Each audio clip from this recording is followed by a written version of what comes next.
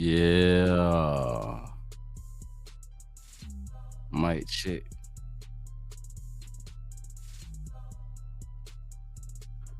Good morning, good morning, good morning. Grand rising, rise up, rise and shine. Rise and grind. It's time to get up, wake it up, wake it up, wake it up, wake it up, wake it up.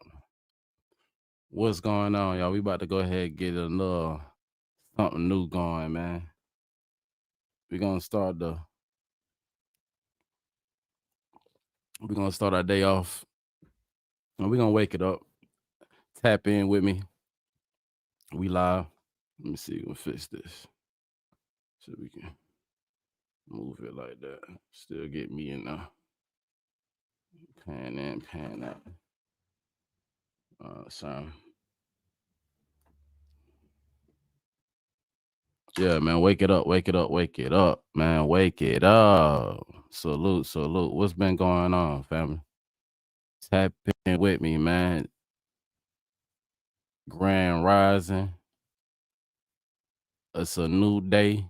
It's a new me. It's a new you. A chance to do something different, man. A bit more of the same difference, y'all. Share out the live. Make sure you hit that like.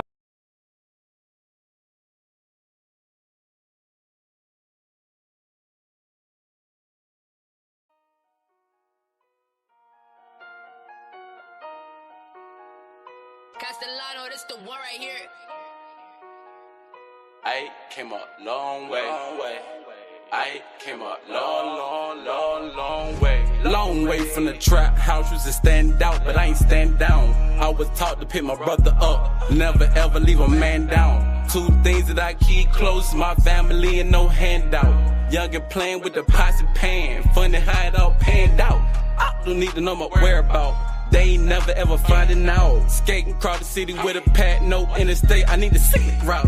Fell off the map just to get in my ways. Yeah, fuck a greener route. These days is the last days, cause you gotta die just to see the cloud.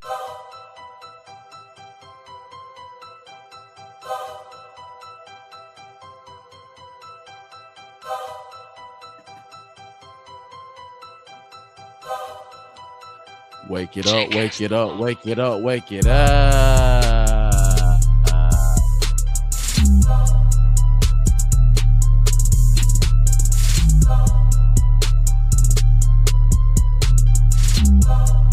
Alright, so boom, we're gonna go ahead and get this joint started, man.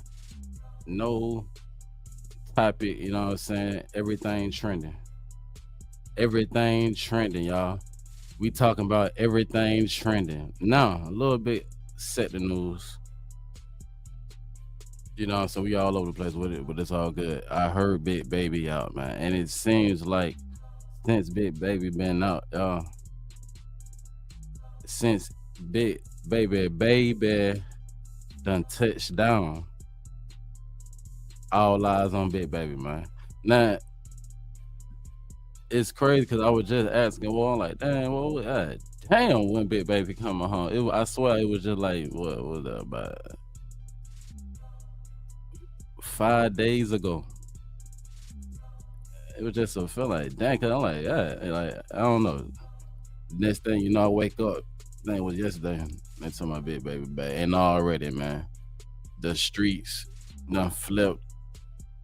You feel me? The streets done got down crunk up, man. Welcome home, big baby, man. You feel me? Welcome home, big baby, baby. Now, in other news, today we are discussing any and everything, y'all. It ain't no topic, you know what I'm saying? I'm here for at least an hour, maybe an hour and a half. The morning goddamn edition, man. So salute. Now, first thing I do want to go over that I didn't, cause we live, we reacting everything. Everything is everything. You feel me? Salute. It's a story out of Atlanta, y'all. Teenage girl done lost her life off campus, and it seems like I really don't know. We're gonna have to just react because I don't know the story. Let me go find it. I seen it. There you go. So yeah, I wanna we're gonna start with that, and we gonna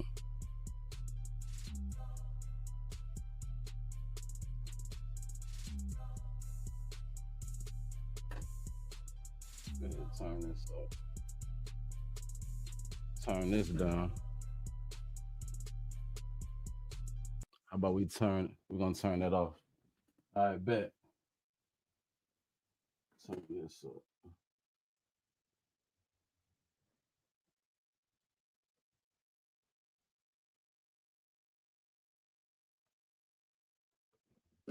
So this story right here coming out of Atlanta, y'all. 12-year-old student loses her life off campus. I don't know what happened, but we're about to get into it, man. Salute. Wake it up, wake it up, wake it up. Girl who, Kevin, I understand is in a coma or brain dead after being bullied. What can you tell us? Yeah, family is in the process of doing funeral arrangements as we speak. We had a chance to speak to them earlier today. This little girl, her name is Jada West. She's 12 years old. She is a student at Mason Creek Middle School, I should say, in Douglas County. She lives in Villa Rica on the Douglas County side, and she actually. Okay, so correction. This is not Atlanta, y'all. This is definitely Villa Rica. This is Douglasville. This outskirts. This the outskirts. But salute everybody coming in the building, man. We just crank it up. We just waking up. Little news that maybe you can use. We're gonna react right after it. Is someone who moved from Bowden to start the second semester here in January. So she's a new student at the school, and her parents say that she has been bullied since going to that school. She said I'm told that her dad went to the school to try to deal with some of these issues. There's an issue with a boy and there's an issue with a girl. And what ended up happening on Thursday is that she got into an argument with a girl on the bus, and that spilled out onto the street at her bus stop. She walked into down the street. There's video of this circulating on social media, and the family asked us not to show that video, so we are honoring that request. And then a fight ensues, and Jada falls to the ground. She gets back up, and she seems like she might be okay, and then she walks away, and then she falls again to the ground. Because she was near home, one of her girlfriends, the little girl, she ran to get Jada's mom. Mom comes out to the scene and sees her child on the floor, not breathing. And so What? What? Oh man, this is not good, y'all. So let's recap. Let's recap a little bit. She come home on the school bus. Now, the father done been up to this school already, man. This is the proper steps that you supposed to take as a parent if your child is telling you they've been getting bullied, man. Father went up to the school. They just moved in his area. Father went up to the school, told her, "Hey, man, it's a boy and it's a girl here bullying my kids, man." Now, parents at work, it's supposed to be a regular day. This child riding the bus. My thing is this. As a school bus driver, I know y'all get paid pretty good money. I know they don't pay you to deal with a lot of things, you know what I'm saying? Especially them bad A kids. But you see something go, let's talk about it, y'all. The average person, if you a school, let's put ourselves in the mind of a school bus driver. The kids are already disrespectful. They already be yelling and doing this and doing all that. But if you got a situation that started on your bus and you feel like as a grown adult, it might carry, and you forget it might carry, it carried off of your bus and you seen it in real time. You already knowing, come on, man. If it started on the bus, then everybody already, ooh, let's fight. So they already knew as soon as they got off the bus, it was probably gonna be a fight. Now they saying the fight went down some type of way. The girl fell on the ground and she got back up. Now what's gonna be real, like, let's be real. What's gonna be real hard to swallow is anybody that participated. She was jumped, or we don't know. They say the family didn't want to release the footage because there's probably some footage, y'all. Let's be honest. This is what these children do. They record everything, right? So they get into the fight. She goes to the ground. We don't know if she hit her head. We don't know what type of injury because it hasn't been disclosed yet. But she gets back up. That's the point, y'all. One of her friends runs to the little girl's house to tell her mama that her child has gotten into a fight. And by the time the parent get to their child, y'all, the child ain't. This is not good, family. We got to wake this situation up because this is a situation that, you probably don't think can happen to you, but that's probably the same thing that this mother thought too, y'all. To Tanner Medical Center, Bill Rick might be okay, and then she walks away, and then she falls again to the ground because she was near home. One of her girlfriends, the little girl, she ran to get Jada's mom. Mom comes out to the scene and sees her child on the floor, not breathing, and so they take her to Tanner Medical Center, Billerica. Then she's air flighted to Scottish Rite Children's Hospital, and unfortunately, she was pronounced dead on Sunday, brain dead, and now they are in the process of making funeral arrangements. Right now, they do not. Brain dead. After a while, becomes dead. The family got to make a hard decision. Do they want to just, Lord have mercy, y'all? This is sad. This is a sad situation here. The girl never woke up, y'all. Let's get back to it. Not know what killed that little girl. They're waiting on an autopsy, but the family is putting one and one together and saying this equals two. This fight, this bullying led to this. I want you to take a listen to her mom right now. I'm angry. We gotta teach our children. I'm angry. Love. What happened to the love? We lost our love, people. Teach your children to love. Violence is not the key. Have a heart. Have a heart. Love. The Lord wants us to love one another. I tell you what, I gotta give it up to my melanated people, man. We some strong people. Now I know a lot of y'all probably like, what? Love?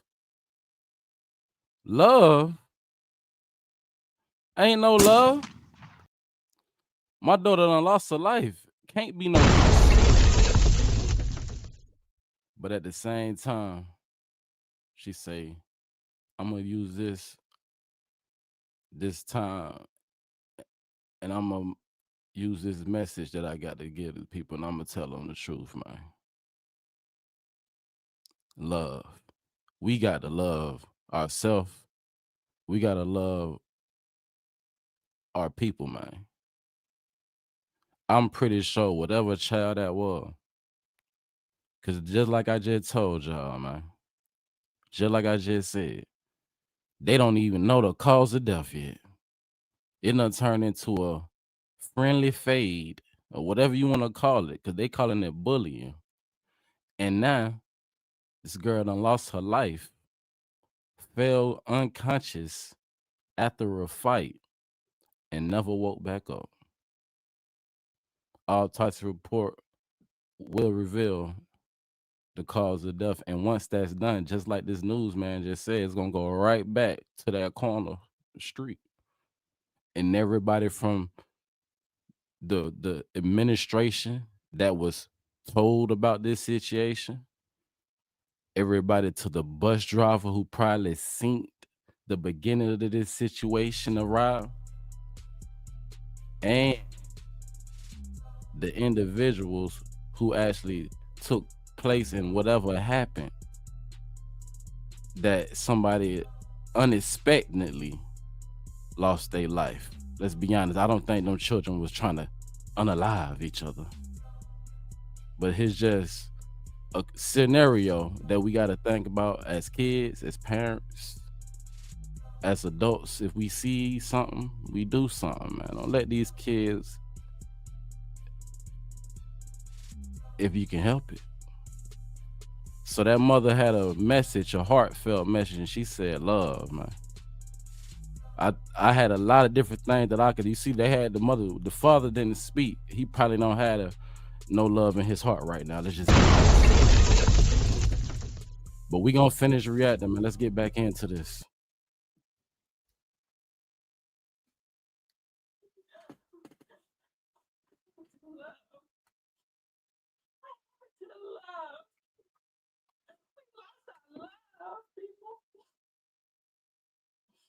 Children to love. Violence is not the key. Have a heart. Have a heart. Love. The Lord wants us to love one another.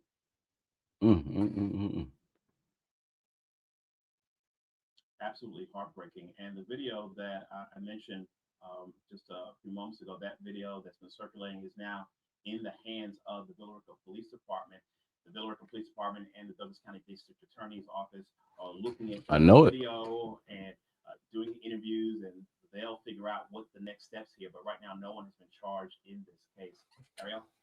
And the pain and anguish in that mother's voice, it's like a gut punch.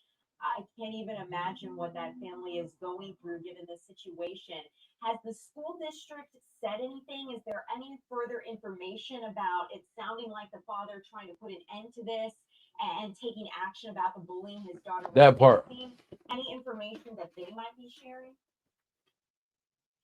The school system didn't directly deal with that part, but did put out a statement basically offering its condolences and saying that because this incident took place off of school property, they don't want to comment any further other than to say that law enforcement is handling this case at this moment.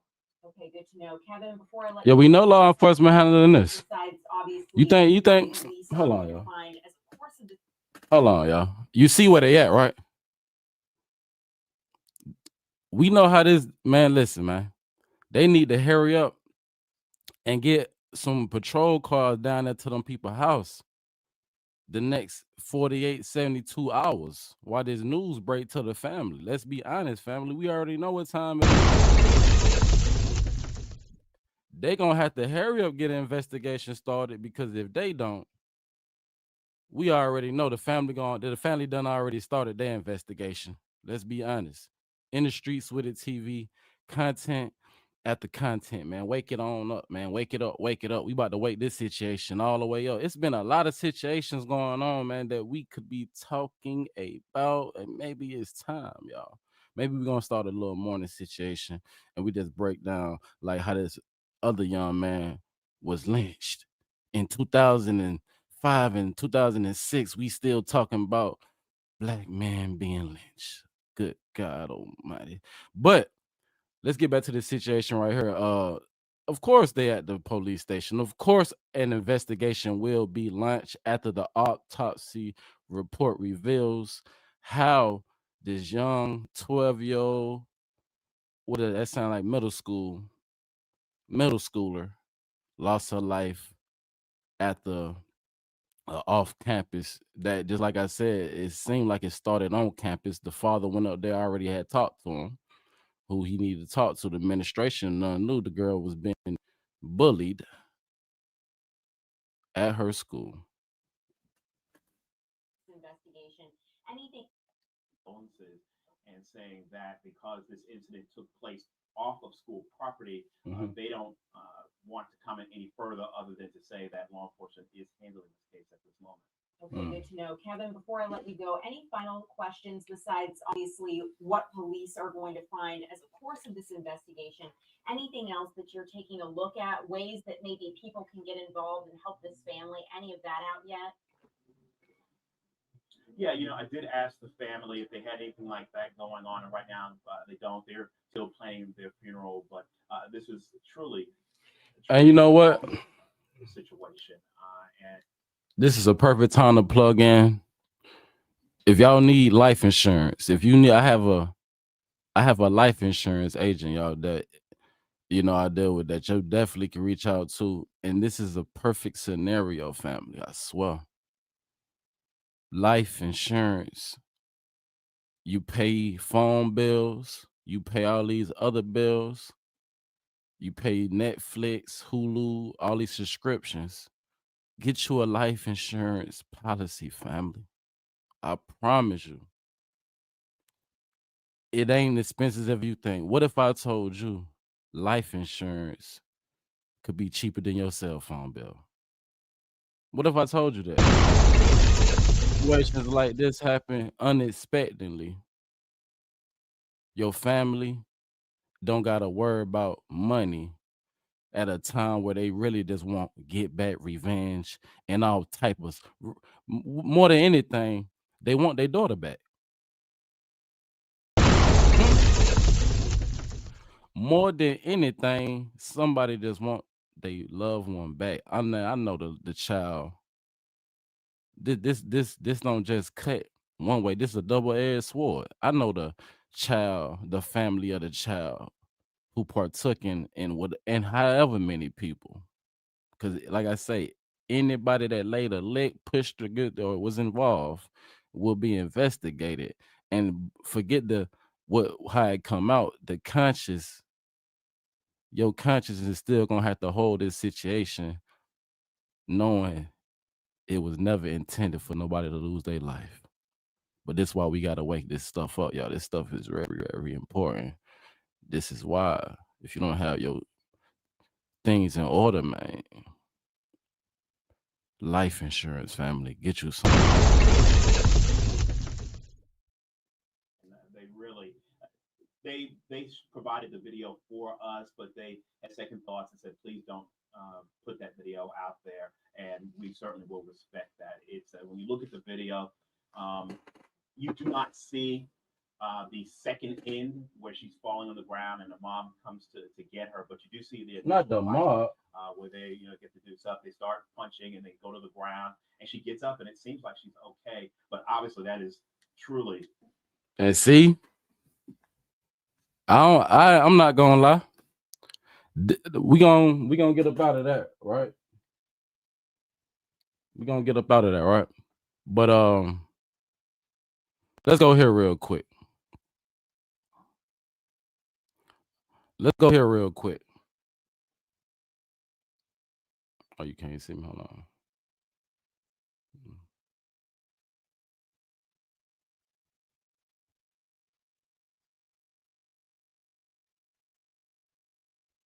So here's the thing, y'all. Of course, there's a video out. Didn't I say that? Of course, somebody recorded it. The whole unaliving, not even knowing what they was recording. They thought they were just a neighborhood friendly fade. And now You got detectives reviewing. They don't know what killed her, but now they gonna have to be forced to find out because she gone, y'all. It's sad, man. Wake this situation up in your mind. The family is real for them, but let's wake this up because we all got children. You know what? The ones who blessed enough to have them. Check the state of your child, man, because we can point fingers at the bus driver, the administrators, the kids, but man, listen, it got to be things enforced. Ask your child what would they do in this situation. The man just said it was a mob. He said from the video he seen, as they went hand to hand combat. We know what the mob is. The spectators, all the other kids. Ooh, recording it, all up on it. Nobody helping the goddamn situation. The girl got up, walked a few steps, and passed out and never woke up again. Man, let's get to some more content though, man. Salute. Yeah, we started off. I ain't know.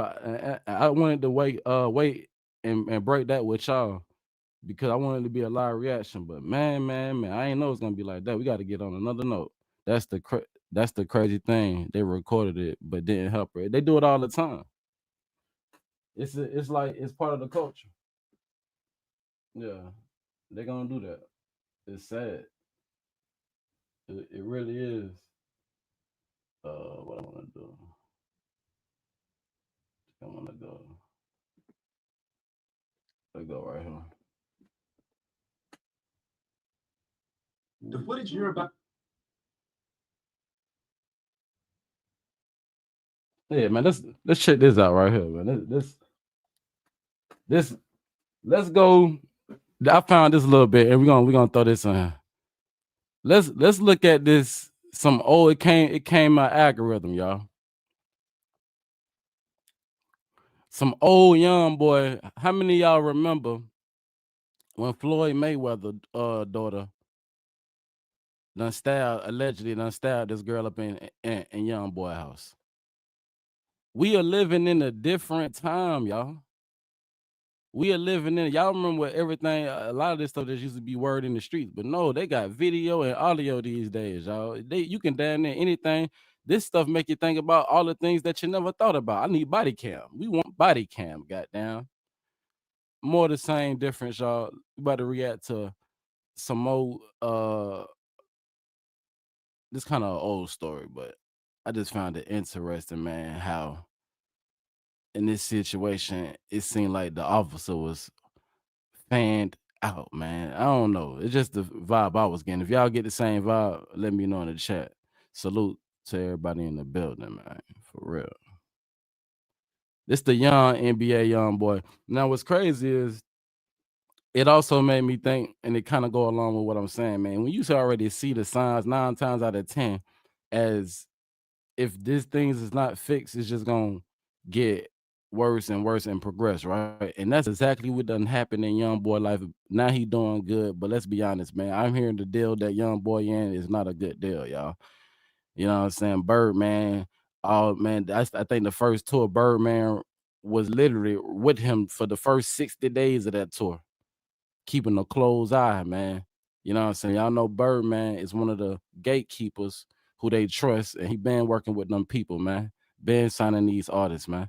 You know what I'm saying? They say young boys, oh, they can. I heard them comparing young boy career to some legendary artist, and I just couldn't believe what I was hearing, man. Now he nice, but Michael Jackson nice. I don't know, y'all. I don't know about that. I don't know.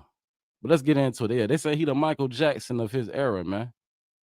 I said, not Tupac. Yeah, no, he the Michael Jackson of his era. I said, oh, okay. But yeah, let's get into this real quick.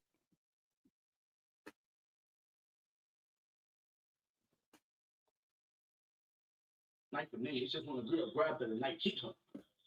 That's what I keep telling him, man. The girl ain't doing nothing wrong. The girl who got stabbed, she gonna tell you that she got stabbed, like she done tried. Ain't no weapons in her name. Yeah, I kept telling him though, my opinion, my money. I kept telling him, man, this ain't no nothing.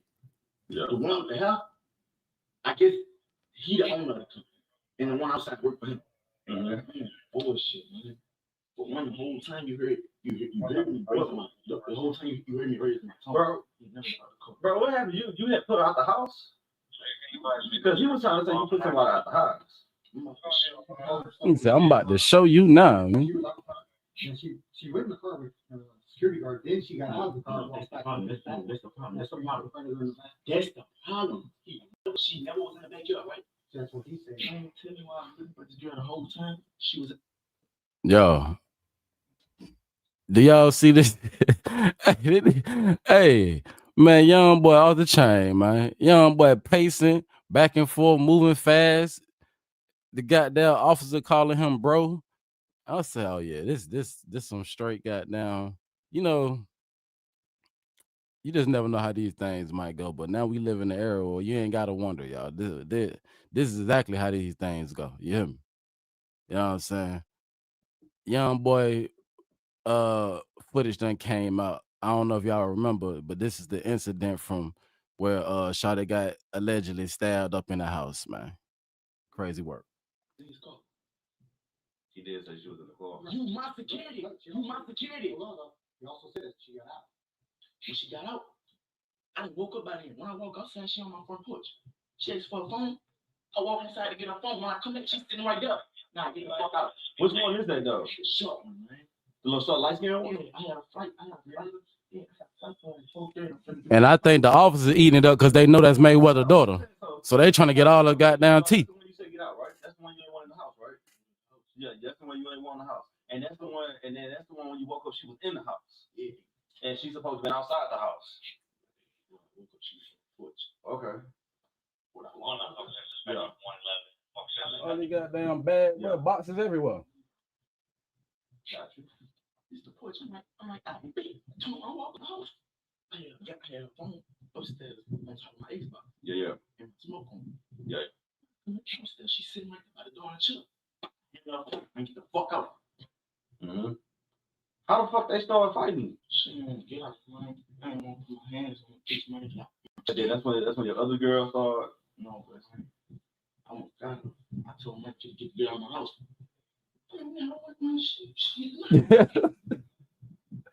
And then she went for the nights.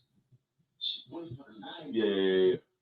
But she not on the body. She managed Yeah. my girl. I sleep on. Man, how y'all feel about y'all, man? Hold on, man. Fuck all that, man. Let's get into it, man. Shit, they do it to everybody else. They did it to Thor. Is this considered snitching, y'all? Let's talk about it, man. Fair use, man. Education purposes, educating, reacting with my people. Y'all let me know, man. We got breaking news, man. Let me know, chat, the people in the chat right now. Is this considered snitching, man? He definitely making a statement about what happened that day when Money Yaya, Mayweather's daughter, was arrested, y'all. Did young boy get her arrested, man? Did young boy get her arrested? We don't hear him say, man, take her to jail, man. We don't hear him say all that. But we do hear a lot of friendly conversation going on with him in the office. I don't know. Is it too friendly? I don't know. In the streets with the content, after content. Let's get back to it. I know this girl. Yeah. Like, she on some shit like this. So on a girl like this, and just grab her, man, not hit her. Yeah, hit her. And she ain't no stab her, man. Yeah.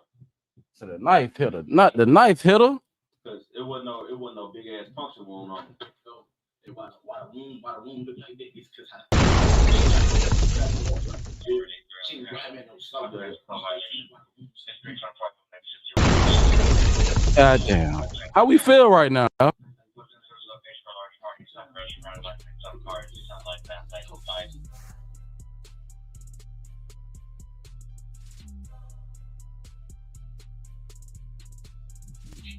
I ain't gonna lie to you, bro. I ain't gonna lie, she was badly fucking moving. Man, do y'all hear this shit, man? Huh? Barely moving? What the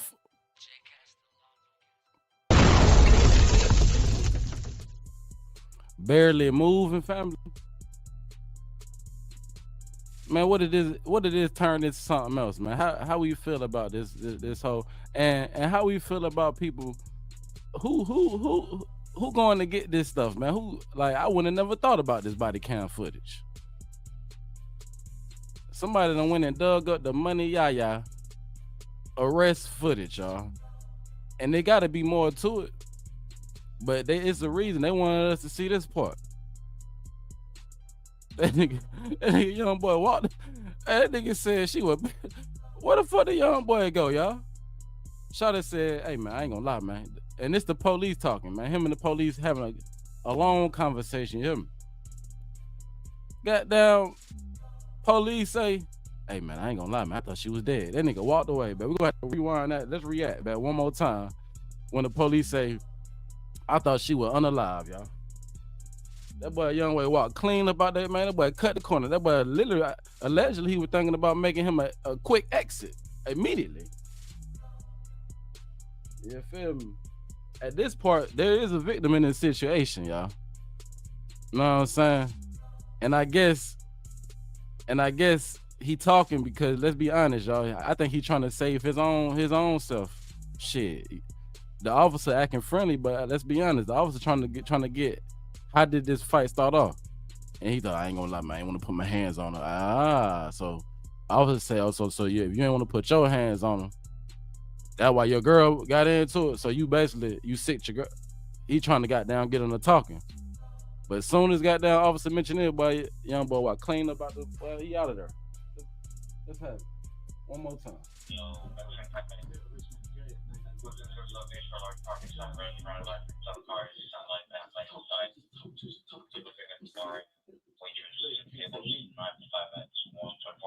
I ain't gonna lie, I thought she was dead, bro.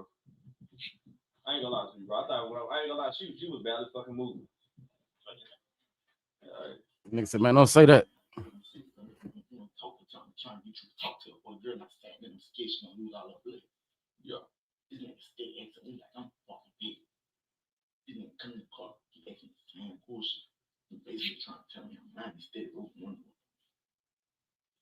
Oh shit. They told me I won't make no statement. I told me I won't be the time I need to call it to me. Yeah. But You say right there, he ain't want to make no statement. Oh, okay. Well, put you in the car. That's just protocol for us. You know what I'm saying? Why you go in this car, right? You know what? And see, they how they snake you right here. So he ain't even want to make no statement in this situation, but still, the officer knowing he got this goddamn body cam footage rolling. They know that. I wouldn't be surprised the officers in a lot of cases go get their own body cam footage and got accounts that they make money off of. Especially they got down one day you walk in a situation like this and it's got down Money Mayweather daughter, you got to arrest. Like, damn, shot, ain't you got down? You walk in the house and down, down. But yeah, it's gonna get more interesting in a minute. Watch this. It ain't nothing against you or anything like that. That's just when we have a case that's like that. Yeah, that's cool. Just you don't need the whole thing. Just break out the biggest part of it and make sure that you can fold it in. Don't put that in no plastic. Yeah. Just wrap this inside the plastic with that in it. Like take this and just make sure that you can put it like here and flip a part over with it, cover it up, and then put the evidence around it, and then put it inside the evidence bag. Like that. And you should be good. Bro, when you moving to the house, bro? Moved in like a month and a half ago. I bought it and I ain't stay no Yeah, because you've been doing a lot of traveling there. I ain't stayed long in 4 days. Yeah. I just got back. And then all this shit happened. All this shit happened.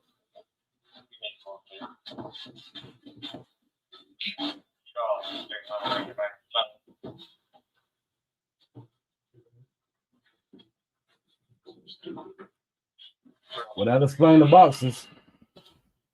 A bunch of shoes. That explain why the house look like that. What? Ain't nobody going to that house. Ain't nobody going to go to.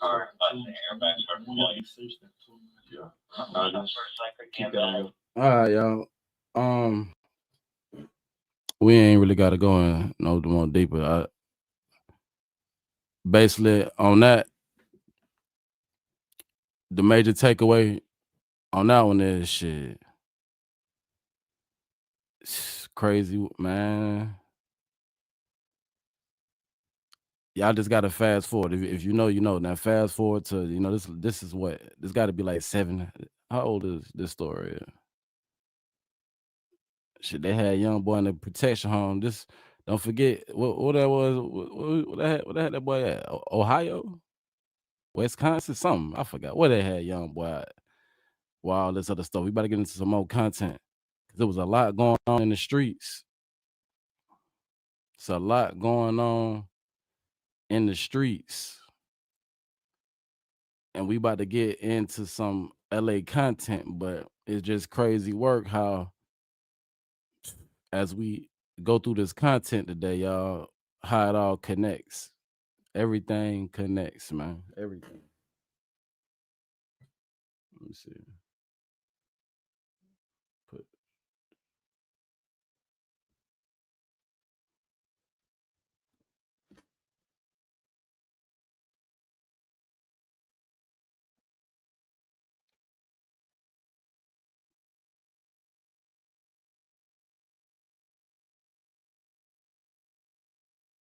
The footage you're about to see isn't just random surveillance. Now y'all remember not long ago we was talking about we was up there in Cali. We was talking about what done happened out there in what was that, Long Beach?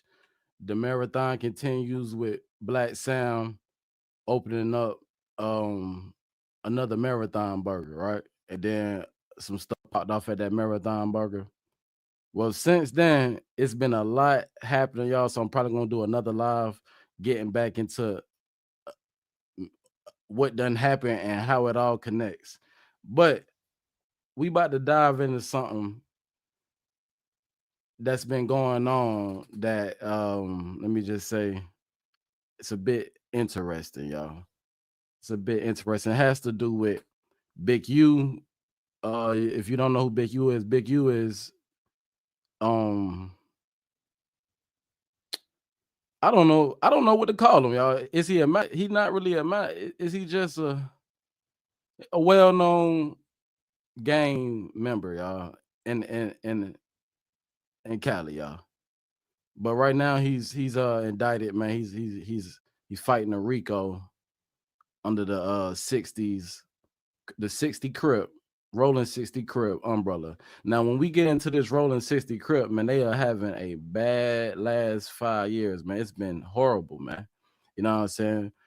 Just to name a few Rolling 60s, Yellow Beezy, he's having a bad time right now. You know what I'm saying? He rolling. You feel me? You got Big U, he rolling. You got Nipsey, who's no longer here, he was rolling. You got the guy who killed Nipsey, he rolling. You know what I'm saying? You got Brick Baby. He on the RICO that had nothing to do with the RICO, but he got locked up with these guys and he rolling. Then you got Quando Rondo, who done dropped his flag. He was rolling. And who was Quando Rondo beefing with? Vine. You know what I'm saying? They ain't rolling. If you know, you know what I'm saying? Shout out to the G's, but and the BDEs and all of them, you feel me? But it's just a whole web of fuckery that's been going on in the culture all over the internet. And we about to get into just a little piece.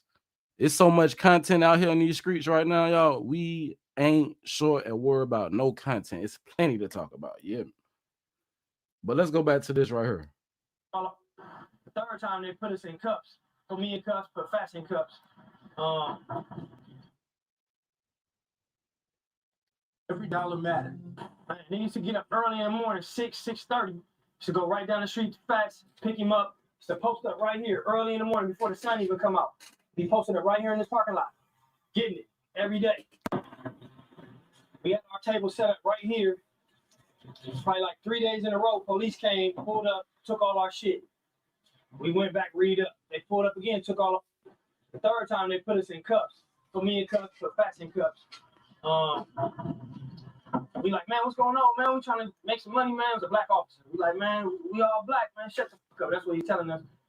If y'all want to sell something right here, what y'all gonna have to do is do like the tax-paying citizens and go open up a store and lease it and pay rent and sell something out of the shop.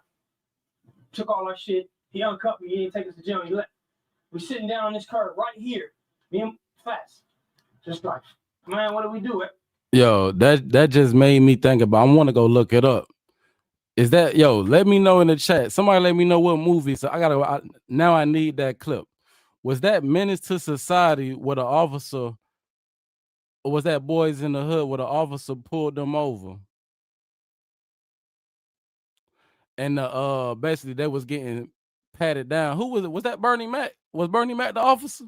Bernie Mac was the officer, and basically it was a black officer who hated niggas.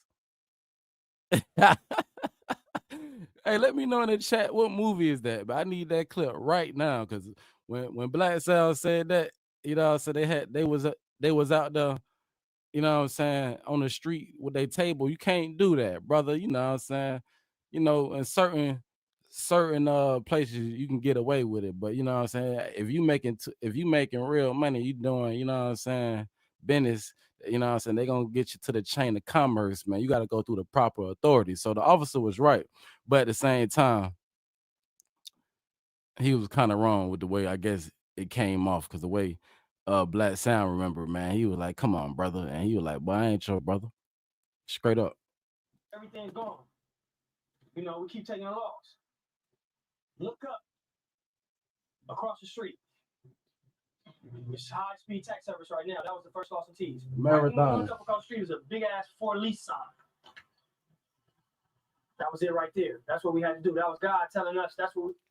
And what's significant about this and how it all connects, because we were just talking about in my last video when I was covering Nip and his brother, he got now this same corner is now Nipsey Hussle Square.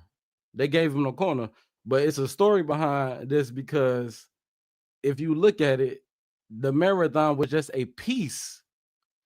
You see it, or you could see it. I don't know if it's gonna come back up, but I just pointed it out. You can see it was just a piece of that whole section of businesses. Now they own the whole thing. So you know what I'm saying? He actually did something good for his community, unlike what they saying Big U did. But they say Big U was extorting people, man. They saying Big U actually did not, want Nip to have this little section, because if Big U allegedly couldn't make no money off of this with him, being that they was both rolling, then Nip couldn't have it. So this is something to think about. Salute everybody in the building, man. Content after content in the streets with it. You already know what it is. It's we in the streets with it. These YouTube streets. Let's build it. Content after content. We on the block. Lego. And as a daily reminder, hit that like and subscribe so you can get the vibes, you know it, and notified every time. Let ride. It's sweet. It's sweet TV. Man, what do we do? Everything's gone. We keep taking a loss. Look up across the street. It's high-speed tax service right now. That was the first loss in T's. Right when we look up across the street is a big-ass for lease sign. Damn, I missed it. Across the street. It's high-speed tax service right now. That was the first loss in T's. Right when we look up. So this part, he talking about this point right here, y'all. So this is the corner joint. Now let's be honest. This is the Marathon clothing store. This is the part. This is the spot he talking about right here. Now check this out. Across the street is a big-ass for lease sign. That was it right there. Very that's important. What we had to do. That was God telling us that's what we need to do. We need to be in that lot. We need to pay some rent. Stop getting harassed by these police. That's the beginning of this shit. How many fights I done had in this parking lot, I can't count, man. How many fights Fats had, my brother had, and we can't count. How many, incidents with the police right here? Let me show you something. So, if you look where Ant's standing right there, that's where my brother was standing. And if you look where, let me show you, standing about right here.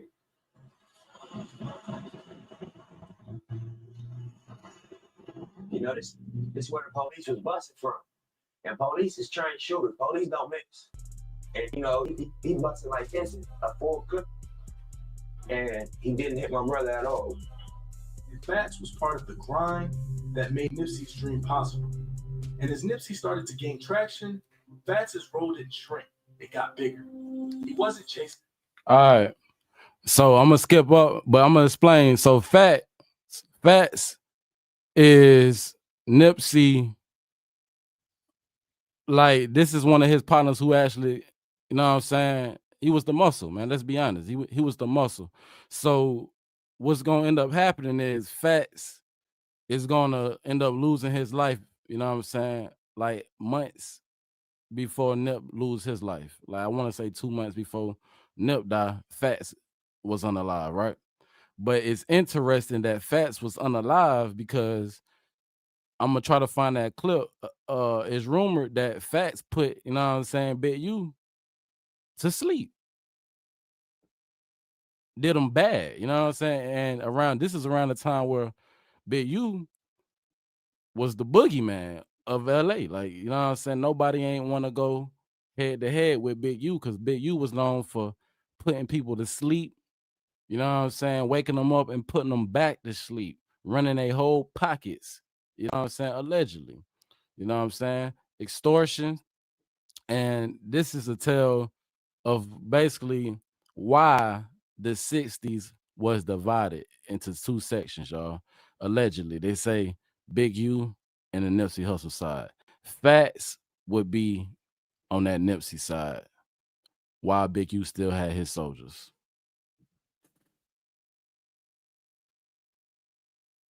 Can you explain that whole story? Man, that's a real story. So the cops took y'all car, y'all riding dirty, and the cops took your car, and you had to walk to. Yeah, we was driving back to LA from Vegas. So it's a town in between LA and Vegas called Barstow. And it's basically the halfway point between Vegas and LA. It's 2 hours from LA, it's 2 hours from Vegas.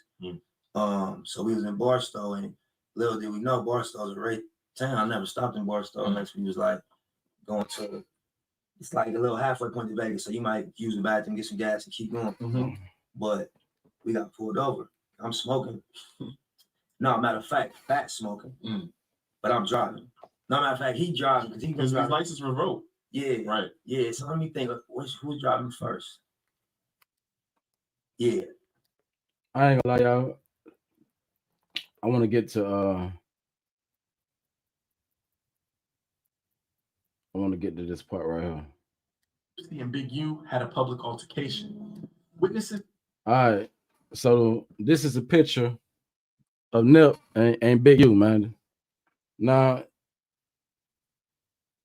it's rumored that Nip, Big U had a fallout, man. You know what I'm saying? It's a lot of footage, and I think we covered some of it last time where I think in that last video I did. If you didn't, go rewatch that and go to the part where you see my guy right here. He was basically, they say he was laughing at the idea of long live our brother Nipsey. But at the same time, he was saying long live Nip, but laughing about it like he really didn't mean it. The controversy around the death has gotten so thick, y'all, that it has been rumored now in the indictment that they have now that they have a leak call of Big U, my guy right here, on the wiretap, speaking down on Nipsey, which y'all got to make it. I know it's a lot of y'all probably like, what is you talking about? Listen to what I'm saying. What recently just happened? The Marathon had an incident. What's so crazy about this is the Marathon always end up having an incident. But before the Marathon Burger spot was even having incidences, Nipsey was already having run-ins with who? Now it's gonna make it a little bit more sense because we got more content we got to get into. And I'm gonna get y'all up to speed because it's been a lot going on that I haven't really seen people in this set to do content about it. But Big U is indicted, yes. Since he has been indicted, Big U has lost one of his sons. Violently, he was taken away while Big U has been locked up on his here RICO. Interesting enough, he thought he was going to be able to get free out the feds to go to his son's funeral. And the judge said no. Not only did the judge say no, the DA made a very stern statement in saying, why should Big U be allowed to come home for his child's funeral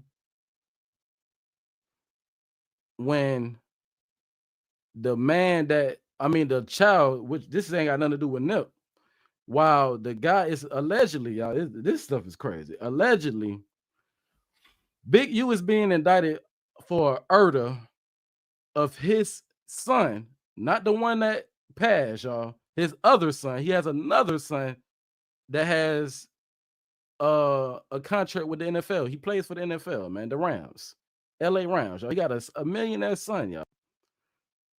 But he's saying that son, friend, was unalive, y'all.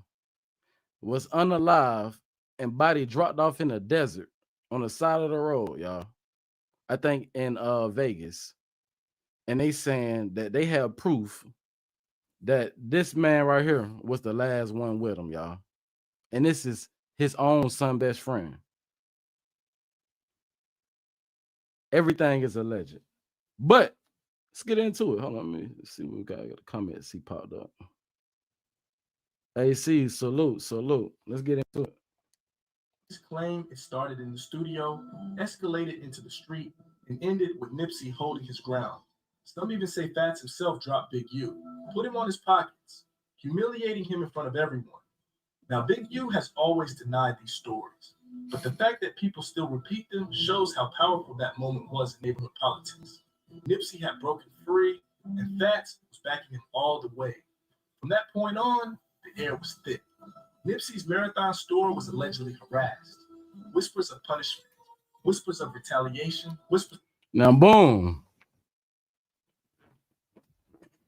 That's what I want to get into next. The fact that, yes, Nip never talked about it but a few times. We gonna get into, man, look, I definitely got another hour. Matter of fact, we got y'all. We locked in, man, at this point. We all the way locked in. Make sure you lock in with me. Hit the like button if you're new to the channel and you feeling the vibe. Go ahead and subscribe. You dig? Right now. Don't wait. Now check this out. So come on, man. It ain't no dang on secret. The man was out there, goddamn. He done listen, y'all, listen. It ain't no secret. We know how the streets is, man. We know how the streets is, man. That's what when they do investigations, where do they get their information from? The streets. The streets, y'all. The streets always been holding and always will hold the information, man. Some secrets they will never tell. But a lot of times the streets gonna tell everything, man. The streets gonna talk. So the streets was saying, you know what I'm saying, that Big U got mad because Fats put the, you know what I'm saying, stuffing, you know what I'm saying, not the cushion out that man. They say Fats put him on his back pockets. Big U did not take this very well, you know what I'm saying? So they saying right after that, that's when they started getting harassed up there at their place of business. And this is just the beginning of a whole lot of things, y'all, that still leads up to today. Believe it or not, everything is alleged fair use. Fair use is in motion for sure, education purposes. But this definitely allegedly has something to do with even what we are seeing in today's news, y'all. And we got content. Big U son recently has spoken because he had to come on the internet and clean up something that he said about Nipsey, y'all. He tried to put a jacket on Nip, basically saying that Nip was messing with underage girls, man. You know what I'm saying? He was, you know how I don't know if he knew he was being recorded or whatever, but I heard it was an interview. But since that interview, you know what I'm saying, he done had to come back to the internet because let's be honest, your dad is facing real serious charges, and it did not help the situation when he was putting rumors out, you know what I'm saying, at a time like this where the DA office is trying to say that he already don't like the boy, like the man, and that he might have something to do with Nipsey death. So yeah, let's be honest. His son had to walk. We talking about the NFL player son, y'all. He had to walk back some statements in real time. We gonna get to that, but before we do, let's get into this concept.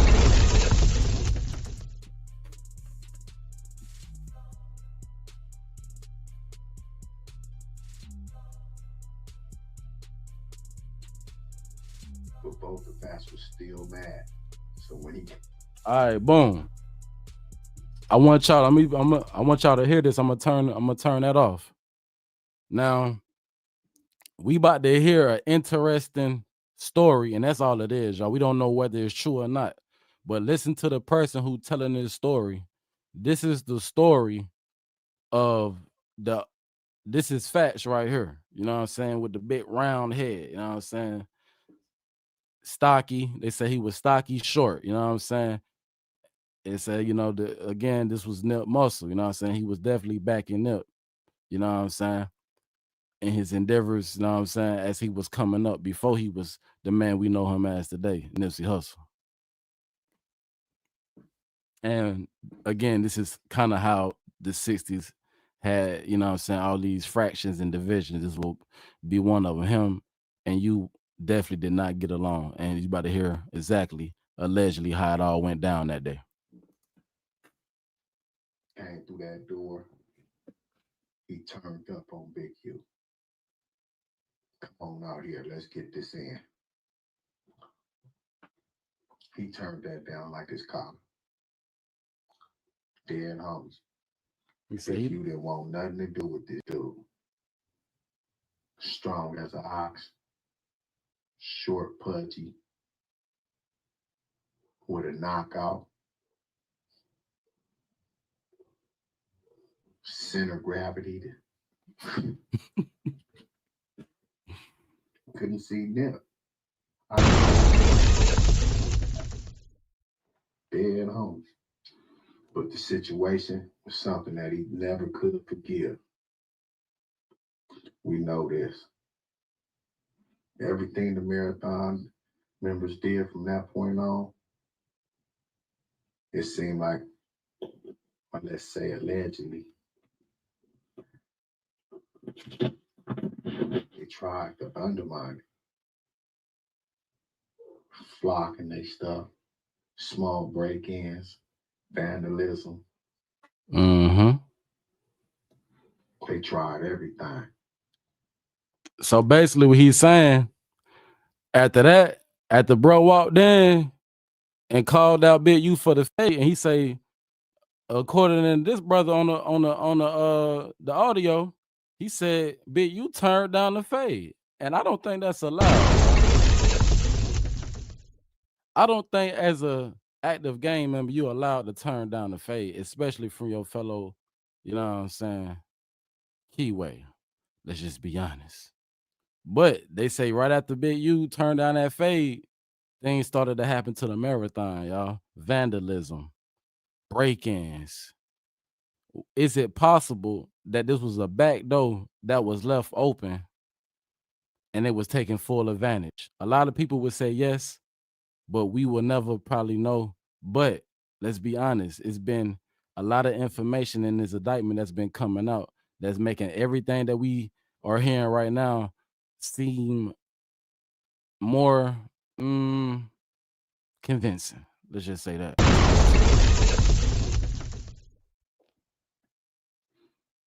But how do you get in the mix with somebody that don't need you? How do you get in the mix with somebody that's already balling? I think Nip was worth about like 4 million, 5 million at the time. So he wasn't entertaining no conversations from the opposition, especially from Big U, with an offer that both of us couldn't refuse. It was nearly for free the whole time.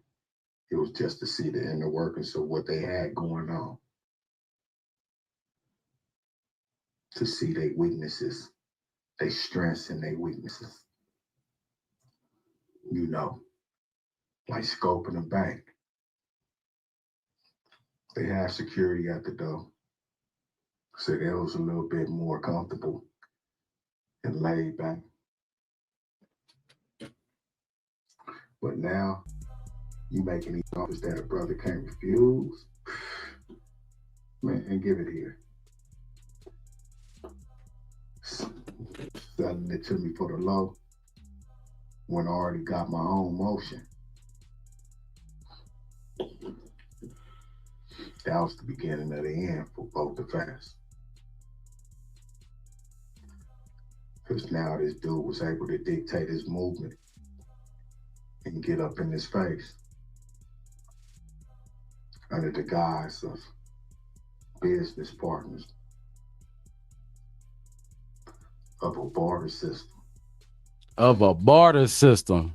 So, yo, I don't know who telling this, you know what I'm saying? I don't know. But whoever is, they giving up the inner workings allegedly. Everything is alleged education purposes, you dig? But let's be honest.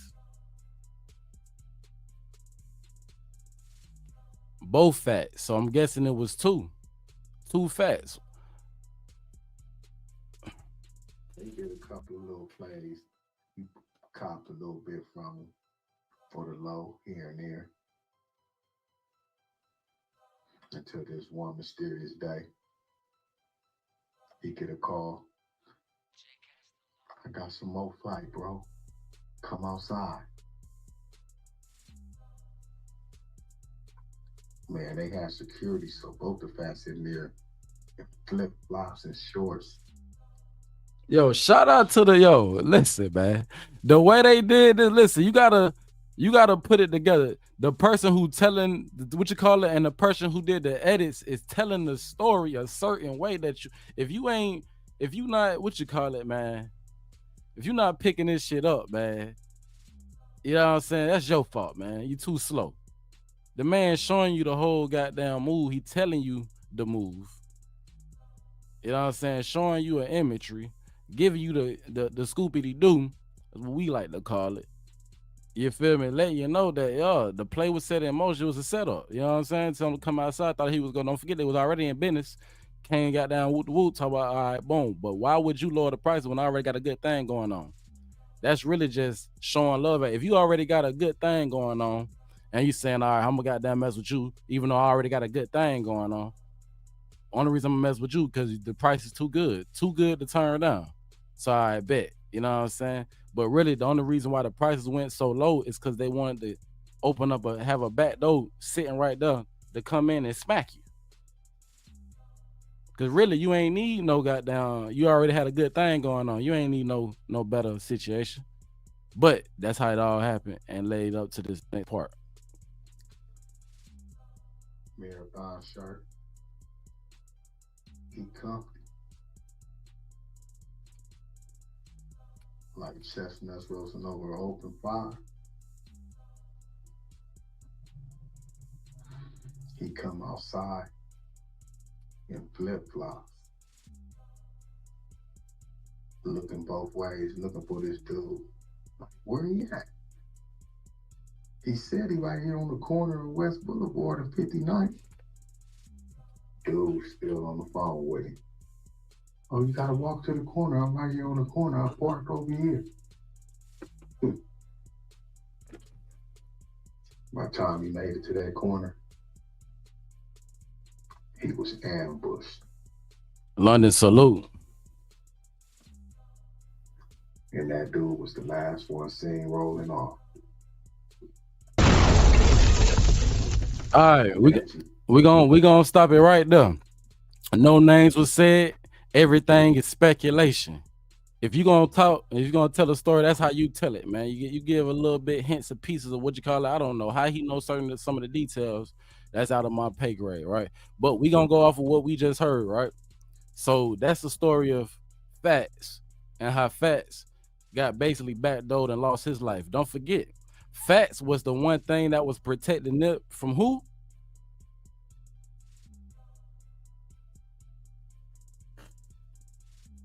Let's be honest. In the streets with it. Content after content. So we gonna fast forward, y'all. We gonna fast forward because we got more stuff to cover. What is this? You know, location, it's cars, one or two or more cars came by, shooting multiple bullets, striking him, and which he died there at the scene there on 59th and West Boulevard. Real intense scene. Okay. No, we gotta actually hold on. It's important.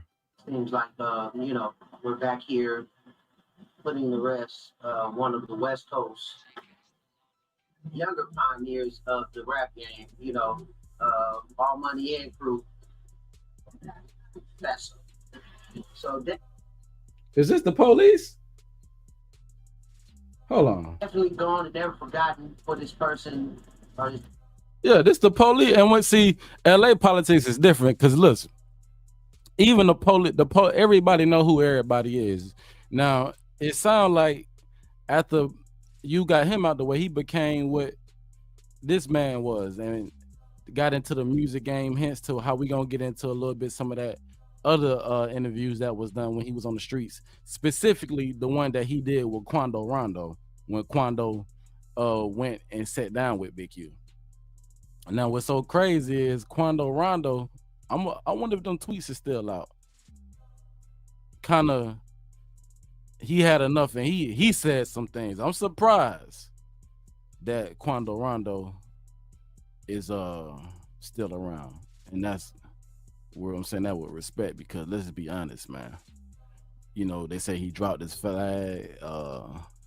They saying he spoke against Big U allegedly, and don't forget when he went to LA, the same thing they trying to put on Dirt might not even had nothing to do with Dirt. Let's be honest, y'all. But they said they got the proof.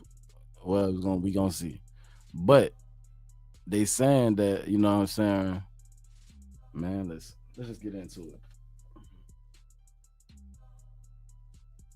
So the officer saying that this was a pioneer out of the neighborhood. This is the officer y'all talking. Let's get it. Gentleman who was shot and killed there on 59th and West Boulevard.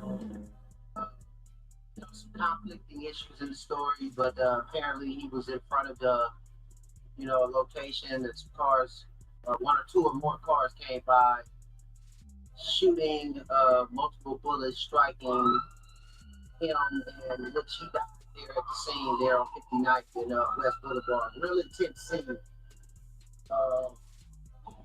Until this day, there's no one found actually for that homicide. So, then initially after that, there was a few more dispensary shootings, one on 43rd in Crenshaw and 48th in Crenshaw. So not knowing if those two were related, but definitely something for the community to be aware of when they're getting, they're at these locations, to be careful. It's okay to have the medical part, do it the right way, but apparently not only people are targeting, but police are targeting these locations. I guess it got a lot to do with paperwork and so on and so forth. But however, he said he gets it got something to do with paperwork. He know dang on well what's going on. Basically, this is a brother who's serving his community as an officer, right? Basically telling them that this crime went unsolved. It looked like we not trying to solve it. And I'm just gonna tell y'all this. Right after this happened, some smoke shops got attacked. So when y'all go get y'all, make sure you have your medication card so you can be in and out, man. You ain't gotta be standing around too long, because basically this ain't gonna go unanswered. You know what I'm saying? Basically, that's what I got from the officer himself was saying. You feel me? Let's just be honest. Shout out Gemini in the building. Salute. Get back into it, y'all. The divide between Nipsey and Big U never went away. In fact, it only grew louder after Fats passed. Whack 100 poured gasoline on the fire. On Clubhouse and in interviews, he would drop. Yeah, we already know. See, I don't even want to. All right, let's get to this part. Now check this out. And there's a reason why I'm giving to y'all and I'm building it up. And shout out to the this channel. You know what I'm saying? What is it? 834 production. Shout out to them. Great content. But the way they cook this up, y'all, is basically giving you kind of like the timeline and how Big U, you remember the same way we seen him troll Nip?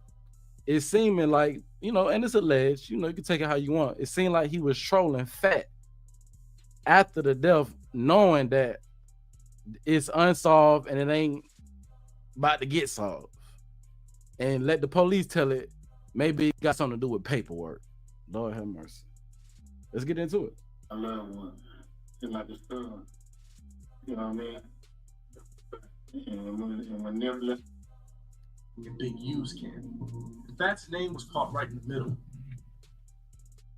No, man, listen, Nip can never go against the game, boy. Don't believe that. Nip was always 100, man. Nip was my loved one. It's like a son. You know what I mean?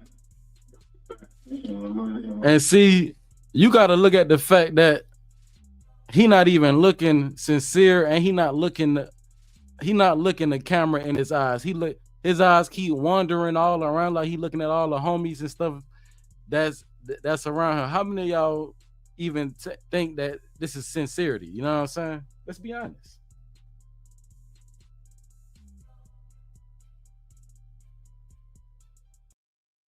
Never left his earth. He was coon by coon, fire on fire. No, man, listen, Nip can never go against the game, boy. Don't believe that. Nip was always 100, man. Nip was my loved one. It's like a son. You know what I mean? And when Nip left his earth, we was coon by coon, fire on fire. We was together. So don't let nobody else tell you no different. Because if it was anything other different than that, I'd be gone. Believe that.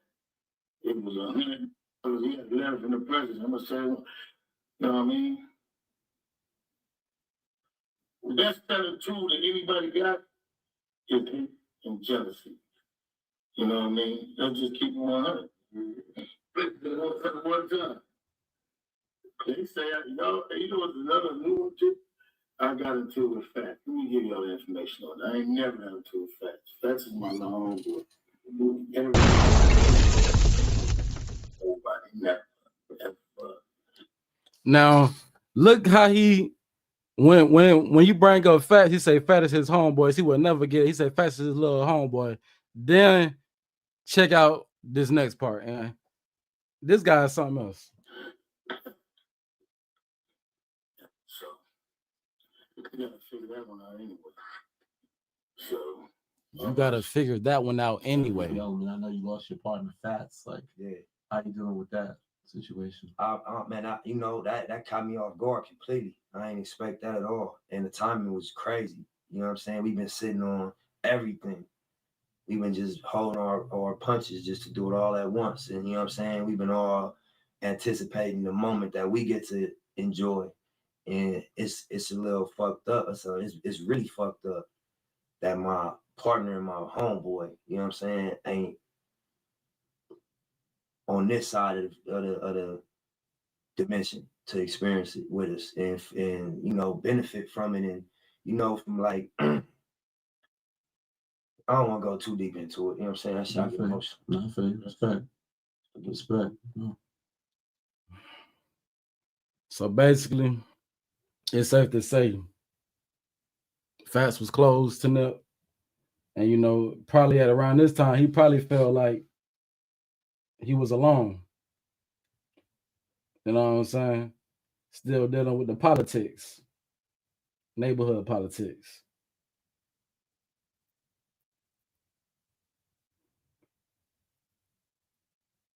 Now, let's get to this though. It's another part I thought was interesting. This part. The Hyde Park area of Los Angeles. Eric Holder was arrested, tried, and convicted. The courts called it a personal dispute.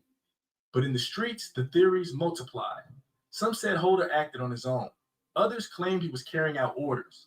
And once again, whispers tied the incident back to old politics, to the same divide that many believed had cost Fats his life in 2017.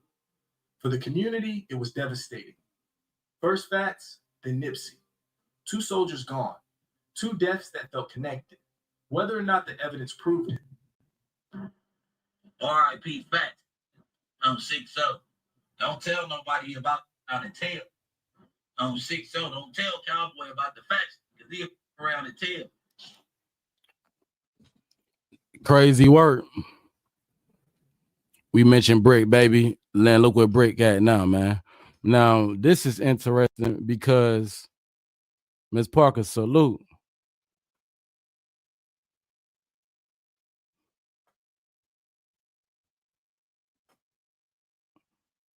I know y'all lying. I know y'all lying. Ain't no way, y'all. That's funny about it. What the heck? But AI is something else, but AI pictures is something. I just looked at my phone and I seen what DG had over there on the screen, man. That shit crazy. I don't know if that's a real pic of AI, but no AI pictures is something else.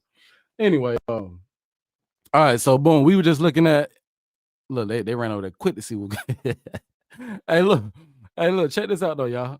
Salute, Miss Parker. Melanated, AC Secure, you know what I'm saying? Gemini London, salute. Everybody, right? Hey, so check this out. That was Brit Baby. Where Brit Baby at right now? Locked up. Yeah, man. Locked up. But he can't look, man. This internet something else, man. He came to the internet basically saying RP Fats, you know what I'm saying?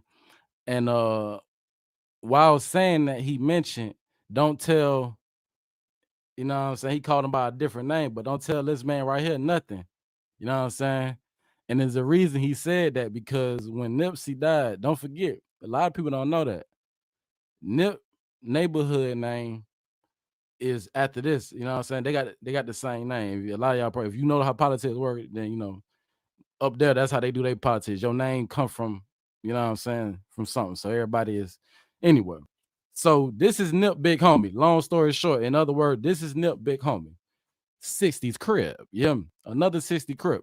So when Nip died, this messed up, like this right here had the goddamn everybody looking at the 60s crazy, because this is, you can't as a crip, they don't want you to be on no stand. You know what I'm saying? They don't want you testifying in no type of fashion. Street politics says that you cannot do this. You know what I'm saying? Street politics says if you're gonna be an active member, you have to keep this in the streets. And yeah, man. This is what basically and why Brick Baby was saying what he was just saying in this little message. We're gonna look at it one more time. I'm 6-0. Don't tell nobody about how to tell. I'm 6-0. Don't tell Cowboy about the facts, because he'll around and tell. I work next to my friend. He was like a son. He was like a dad. Our community right now, we lost everything. Everything we worked for, one person, that person, our community. Thousands of jobs we don't have no more. Homies don't have nothing to do. He said thousands of jobs. They robbed me from that. We had stuff to do. Now they're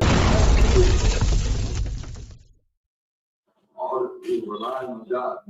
The hope. Now hold on. Now we got to really build right now. Hold on. Let me build with you.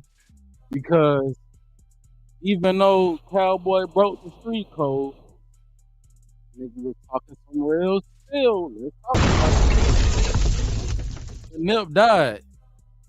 And shout out to, you know what I'm saying, the way they cooked this up. This was a good. Oh, hold on. Hello? Hold on.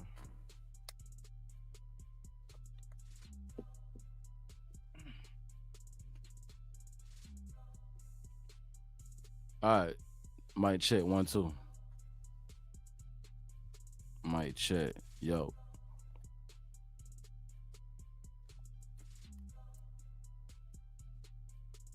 All right, so when Nip passed, we got to go back to what Black Sound was saying, man. How they got the marathon. You know what I'm saying? Not after they got their business order, because don't forget, it all started with the officers saying, man, y'all can't just be out here on the sidewalk, man. With you got down, y'all know the tables. You pop the legs out, them niggas set up shop on the curb. Like, you know, the officer like, man, you got to go do your business, man. And it led them to actually doing their business and opening up a real storefront.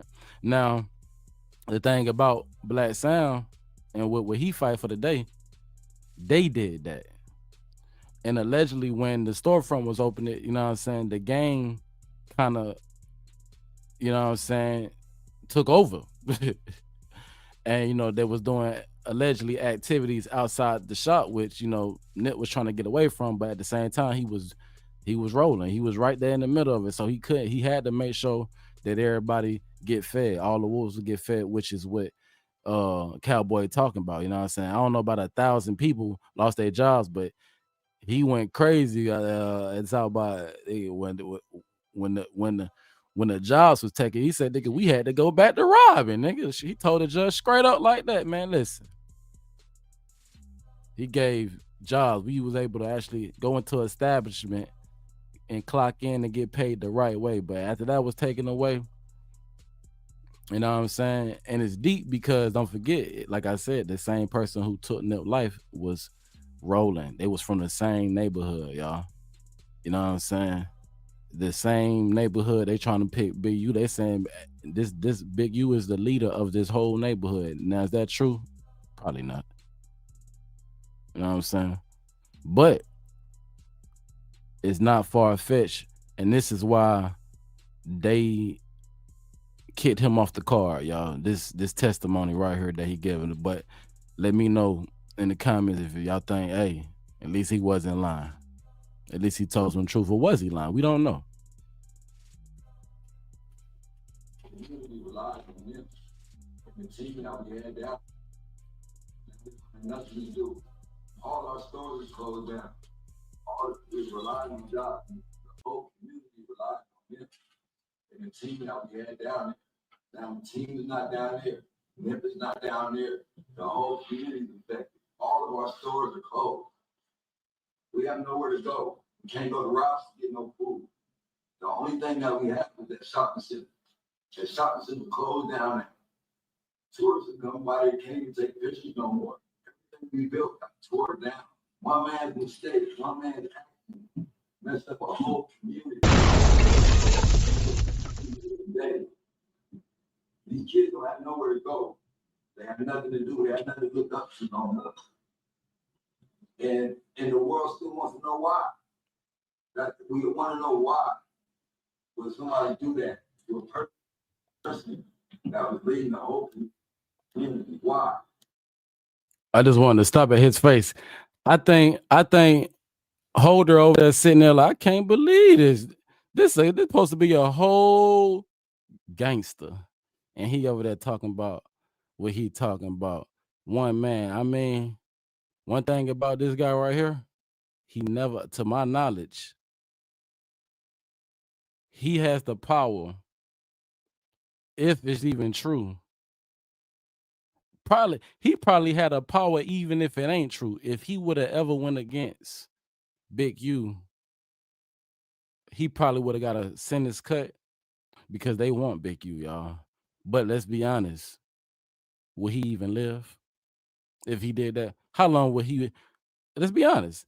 If he went against Big U and even tried to insinuate that Big U made him, because if we gonna go into some politics, because it is in the streets with it, content after content, you got to understand that in the structure of what they was in, the community they was in,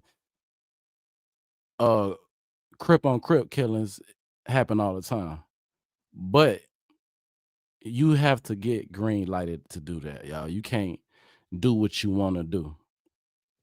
But a lot of people say, "Boy, what do you mean? You can do whatever you want to do." You right. You can do whatever you want to do, but your actions will come with repercussions. And if doing something to a fellow Kiwi without going through the proper channels can get you hurt, and if they can't get you, they'll get your family. That's just how it go. So it ain't that uh Eric Holder didn't want to cooperate. He already knew that if he cooperate was gonna happen. And what was so crazy, it happened anyway. I don't know if y'all remember when Nip died, a lot of things started happening. We just gonna say that. You use your when I say a lot of things was happening, use your imagination. You know what type of things was happening. And when it came to his family, some things happened, y'all. Let's be honest. So, you know what I'm saying? He looking at one of the homies from his own gang testify against him with a stone face. Let's get back into it. We want to know why. We want to know why. What we want to know is why. Who possessed a person to take a person out of our community that was so powerful? Nobody depending on the other person. Everybody depending on one person in our communities. And they want mercy on this guy. Where was the mercy when he was kicking Nipsey on the ground? Where was that mercy at? Where was that mercy at? You want some mercy? You want somebody to show you some love? You ain't even looked at nobody. You even look at the jury and show no respect, no remorse. Sir, say, my man, I messed up. You know, I got you. They trying to, sir. You know, wait. I got you. Sir. Nah, I got you. Nigga, wait, nigga, he need to hear this. On Crip, nigga, he need to hear this. Facts. And it was the judge. It was the judge. I know you're gonna do what you need to do. That part. Watch this. Trying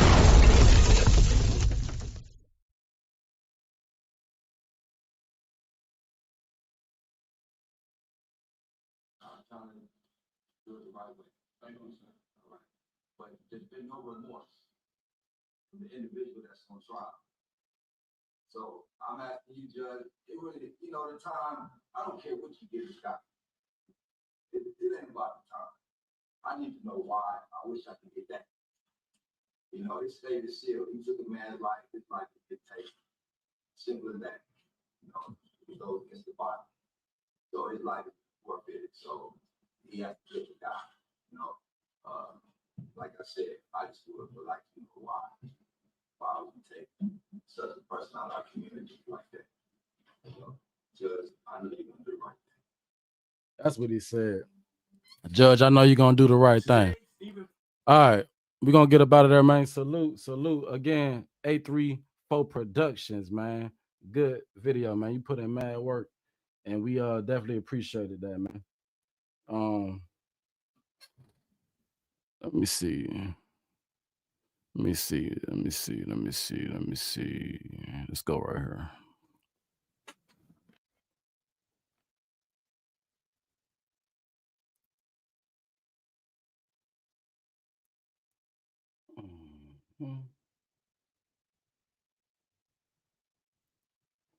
I think I'm let's see, put my banner up. I gotta go find That's you who violated the street code. That's you who violated the G code. I'm gonna go ahead and put my banner up. So salute everybody in here still rocking. See something real quick. Cause I did not have, I'm freestyling, I ain't gonna lie. I'm freestyling.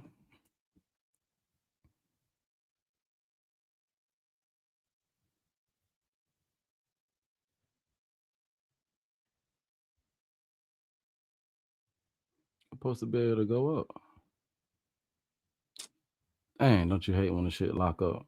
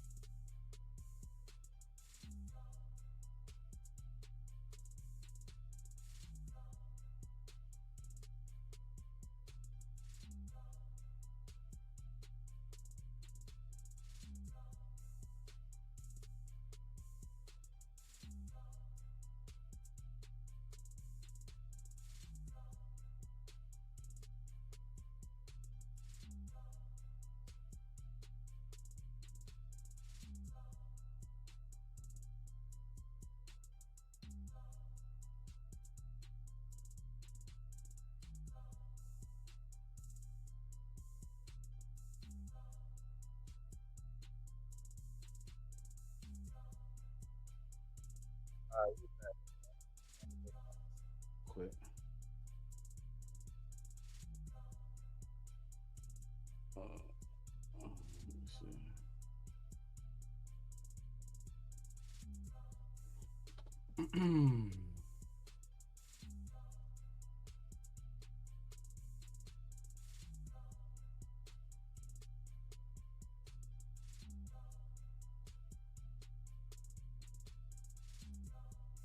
Mm.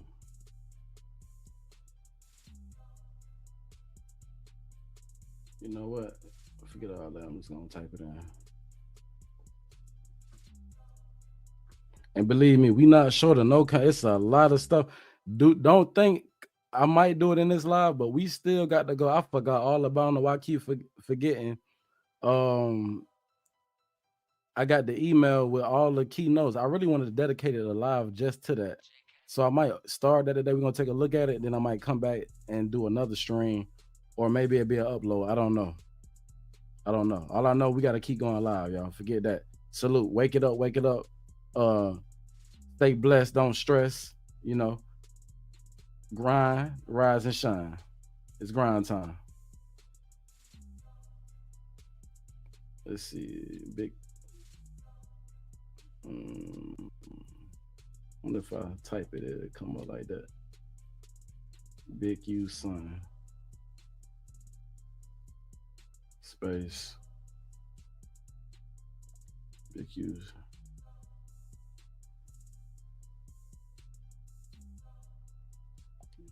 Yeah. Oh yeah, I do want to show y'all that. Let's do that too.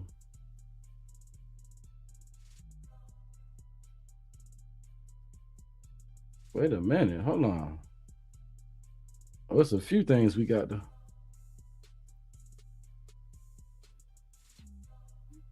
Yeah, it's a few things we gonna let me just play this real quick so y'all can hear it. New details on a shooting we first brought you yesterday morning. A man killed in South LA on Halloween night is the son of a former rap executive and alleged. So his son died on Halloween. Let me move this.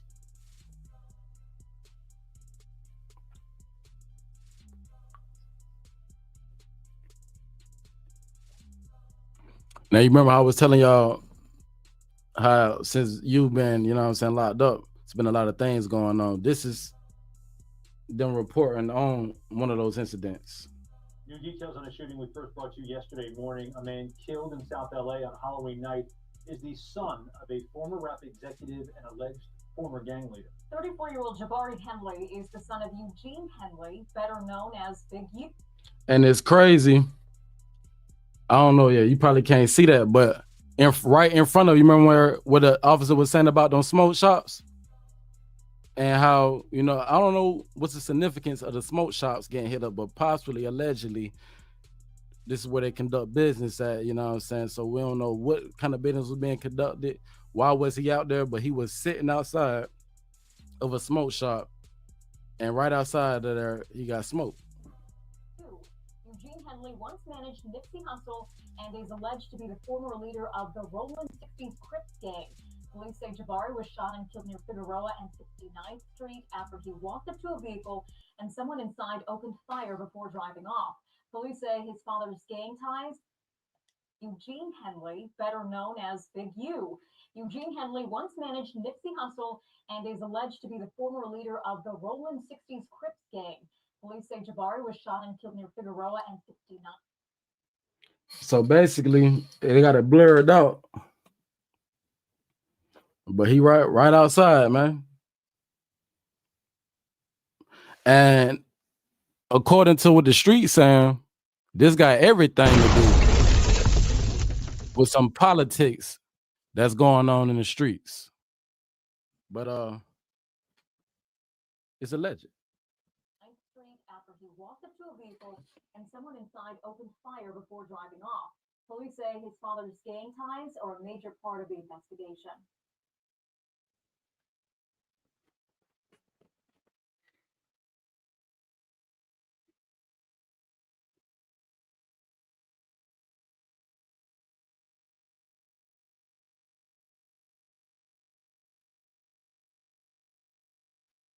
Now I just found something else. Hold on, cause I ain't know nothing about that. Sheesh, didn't have a microphone. Well, you better give it to them because they're gonna take it anyways. The easy way or the hard way. Pause. No, bro. No, bro. The no jumper store. Meaning this. Big U's son came to the no jumper store, right? And he said, give me free shirts. Adam told me I can get free shirts. The white boy, Hurley, said, no, I can't give you no free shirts. Bro, like, nah, that's not how that works. Big U's son then took all the shirts from off the rack, well, a lot of shirts from off the rack, walked out the store and said, I'll be back. He came back the next day looking for the white boy to violate the white boy because the white boy ain't let him take shirts. And then he took more shirts and walked out without paying. R.I.P. Baby U, but I heard he was wild like that. And the way they did Briss Breezy was diabolical. Remember when Big U hit him with the 500 donations of shoes up front to developing options? Oh man, now they put the squeeze on Chris Breezy. Man, listen, y'all. I'm gonna have to throw it up. Copyright disclaimer under Section 107 of the Copyright Act. The allowance is made for fair use for purposes such as criticism, comment, news reporting, teaching, scholarship, and research. Fair uses are used permitted by copyright statute that might otherwise be infringing. Non-profit education purposes. Yeah, man. Just educate my people on what's been going on, and it's a lot. Check this out, y'all.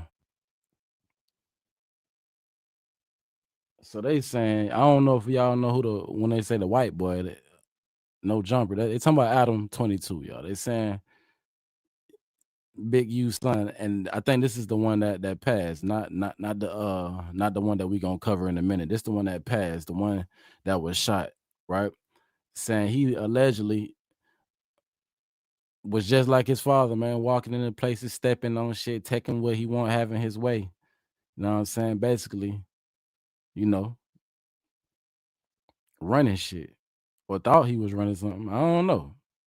It can be perceived a lot of different ways. Let's be honest.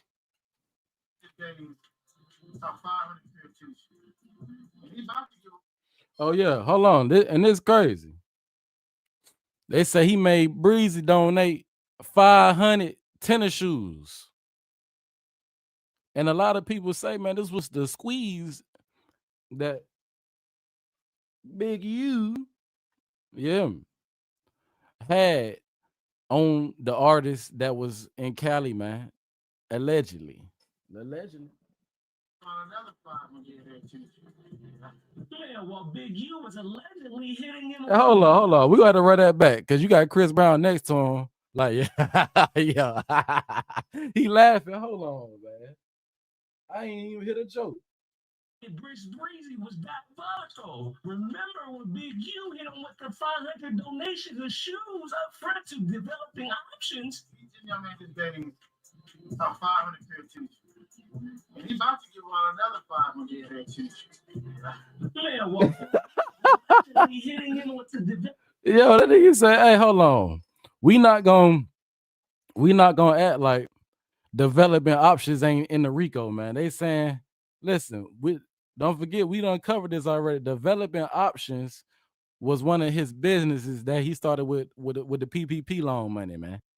The PPP loan, you know what I'm saying, a fee on that he had taken out, and he said, hey, man, one of them PPPs got forgiven, man. One of them got forgiven. But developing options was, you know what I'm saying, one of Big U sources of income. And they mad, the government, mainly his city councilmen, are mad because allegedly he wasn't doing with what he said he was supposed to be doing with them funds that the government were providing. Big U gang intervention was his job. He was no longer a member. He was no longer active, and he was putting in work in his community to better his community. Hence to why he had Briss Breezy donate 500 shoes. And you heard him. And he gonna donate 500 more. Yeah, man, you can't make this stuff up, family.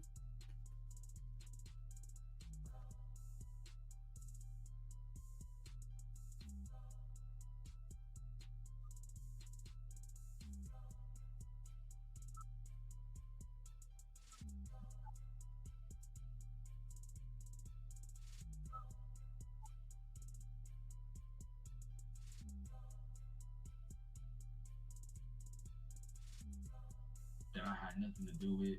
Like, I remember Chris Brown got robbed, and then he was thrown in the mix. Yeah, my name is such and such told Whack 100, and Whack 100 told me that you robbed Chris Brown. You know what I'm saying? So like that. So I'm like, man, what? So naturally, anybody be like, man, Whack 100. Man, at first I thought Lil U might be the level-headed one. He might be the one that get common sense. He might be the smart one. Until he broke down Nips and Big U's relationship. I said, oh, nah. All the U's is a little slow. And they all act like they got love for Nipsey. But the hatred be so strong, they can't even hide it. It's just like and I was never there for when my dad got to it. Do I think that my dad... Pause. He don't need to say no more. Let's get up out of here, y'all. This is good, though. He don't need to say no more because what he just said was enough when they got into it. He said he wasn't there. He wasn't there. He don't know what happened. But just to know that something happened,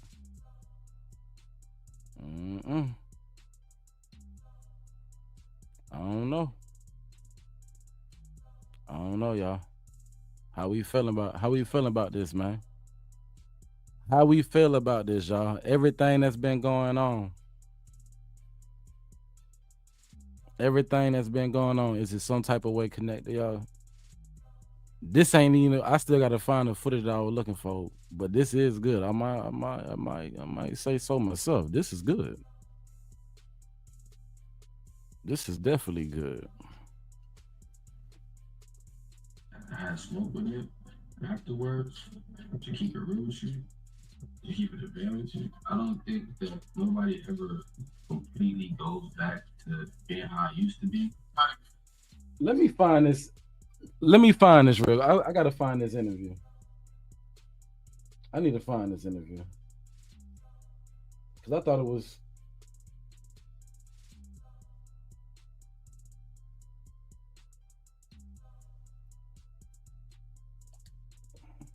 Do me a favor before you watch this video, please, please, please. All right, here you go. People don't get to see. And so, you know, All that's right. the reason for me even coming up. All right, so let's get back on track. This is the most recent, as you can see, 2 days ago, right? Now, this is, because a lot done happened, as you can see, leading up to this moment. But most recently, don't forget that Big U has had things come out in his indictment that is spilling over to his real life. Let's be honest. And the fact that he had content that was dropped with him speaking ill on Nip, basically insinuating that Nip was a pedo, y'all. Let's be honest. Basically, he was saying that Nip was effing underage girls, y'all. And that's nasty work. So, you know, of course, he had to come back to the internet and clean that up. And this is the interview, y'all. Let's get into it. Over here was to address, you know, some of the things that have been surfacing lately, and also to show people like this is who I truly am. With the last interview was, you know, I'm trying to disconnect myself, if that's the right word to use, from all the negativity and the madness. Not disconnect myself from my family or my tribe or that part of my life, but just show people that I have my own life, I have my own style, I have my own purpose. And Crenshaw and Slauson, which is now Nipsey Hussle Square, shout out to my big bro. That's not my identity. That's not what I've been trying to fight to be known as and known for. I just seen my cousin just hit me up last night, and he showed me some content of an interview that I had with you about 8 months ago, and you know, they took certain parts of the interview and they fixed it up for it to continue the narrative that my dad had something to do with Nipsey Hussle's murder, that the Henley family hates Nipsey, that we have some type of vendetta towards Nip. And I don't, like I said, I don't want to talk when I don't do interviews. You know what I'm saying? I don't do interviews because I don't think I have enough body of work out yet for the interview to make sense for people. So I've been like quietly in working on my stuff. But you know, that's why I don't do interviews. But when I did do the interview, I did it with you, and I spoke on some things that I'm going to address. You know, whether people want to, people probably gonna take this and chop it up and make it to wherever they want to make it. But it is what it is, man. I'm gonna go ahead and spend a little bit of time addressing this, and then I'm gonna move forward with my life and the beautiful things that I have going on. I had mentioned some things from a video. So we saw our last interview. We had an interview, and I went to use the restroom real quick. And while I was using the restroom, I had seen a video that popped up on YouTube. And it was a video about Nip, and it was about I think the other guy, Whack 100. He had made a video about Nipsey and whatever happened with the other underage girl. Somebody else had made a video about that video. So that shit popped up on my phone. I'm sitting down in the bathroom. Mind you, we already having an interview. I come back and it low-key had triggered me because the interview wasn't even about that, but it triggered me because if you watch the video, I do look upset. I know how I get when I get passionate about something.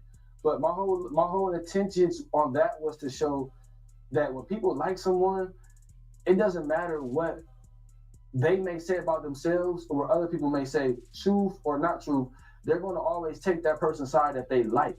So my whole point was to say, if Nip is over here saying this, then why isn't it that when things are said about my dad or when my dad say things, how come people can't have the same energy with him? How come people always got to choose the latter? Oh, he's wrong. He did that, or he did do this.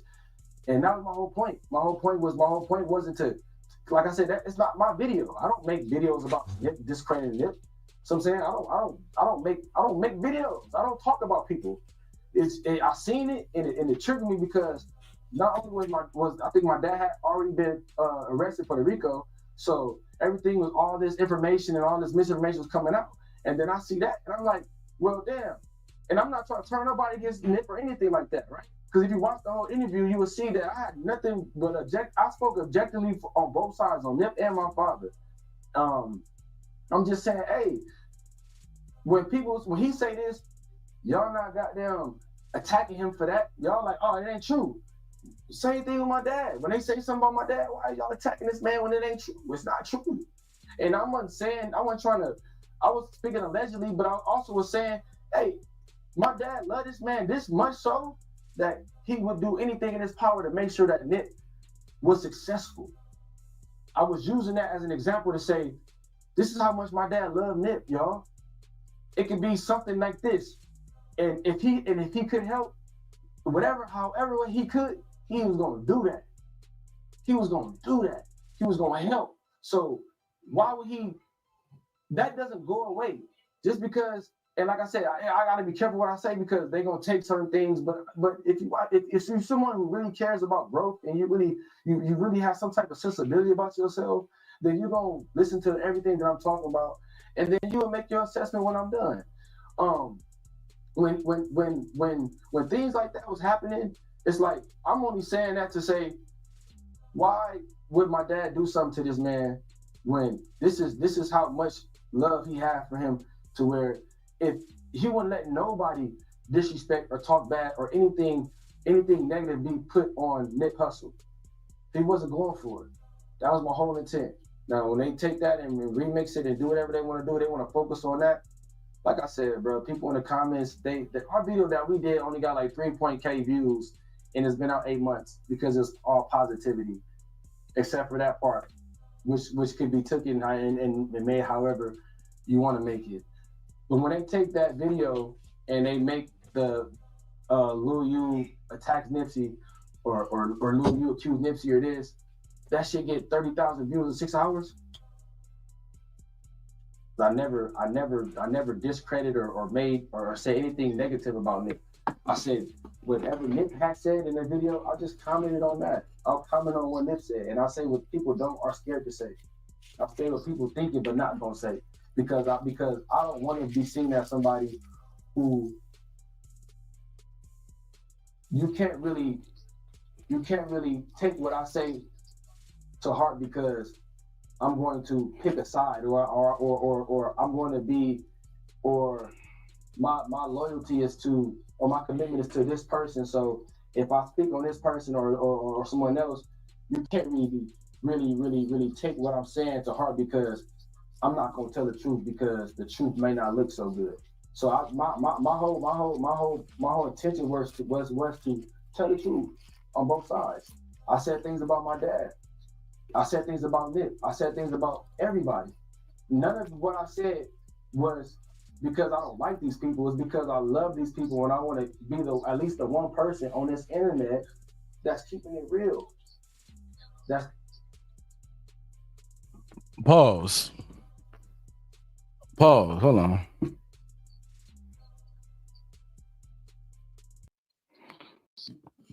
Do we believe that?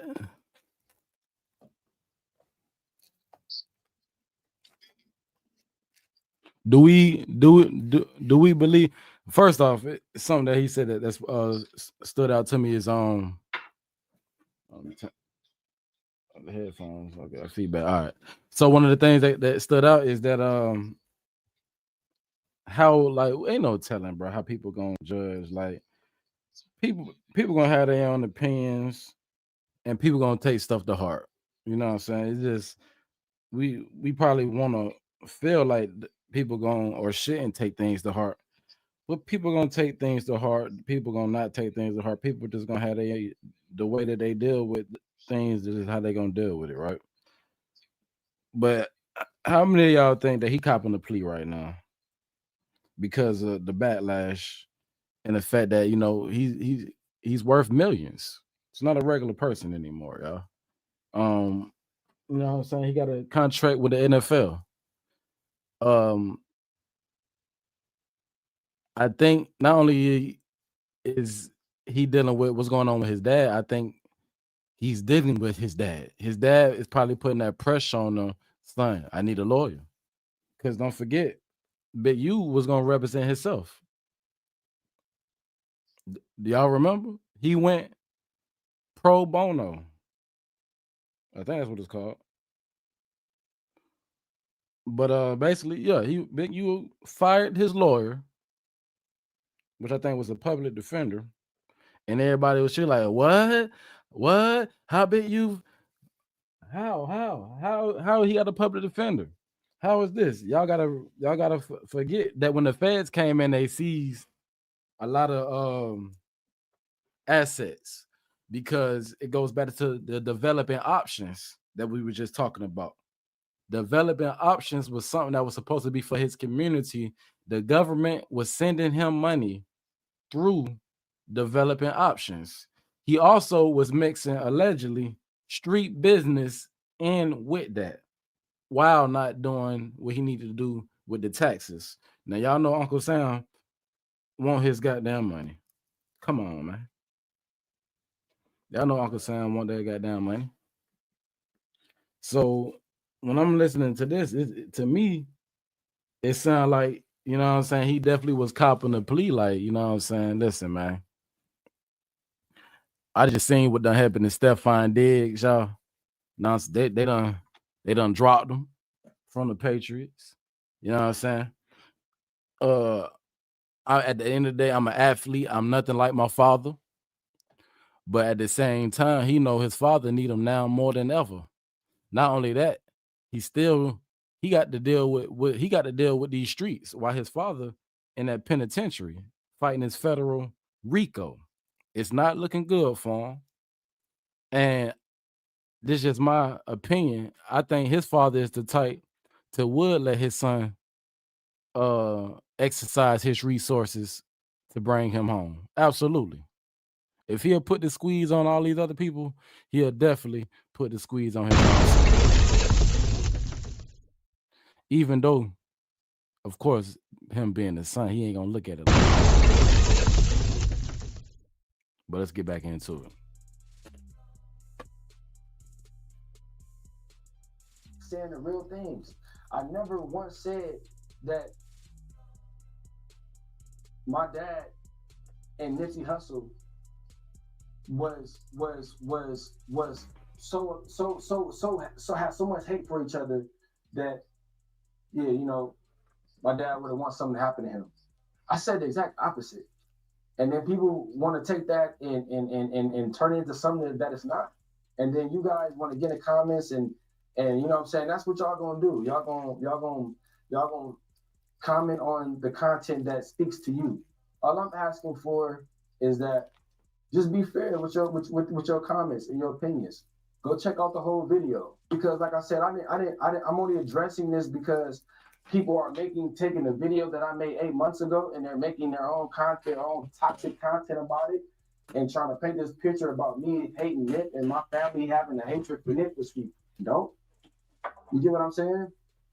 That I had to say something. You know what I mean? I had to say something, and that's why I'm here. I'm here right now where I grew up at. This is where when I have it my way, I want this to be Khalifa Square. I'm not fighting for to be the face of Crenshaw. I'm not fighting to be that.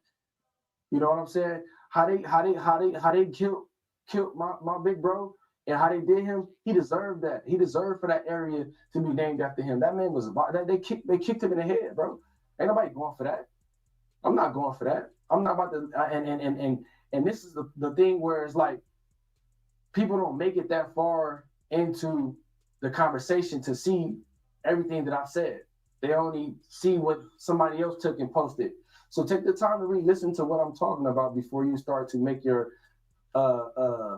decision on the kind of person that I am and what I stand for. Because I'm telling you who I am. I'm telling you what I stand for. I'm telling you what I care about, and I'm telling you the kind of person that I am in the relationship that I have with Nip and his brother.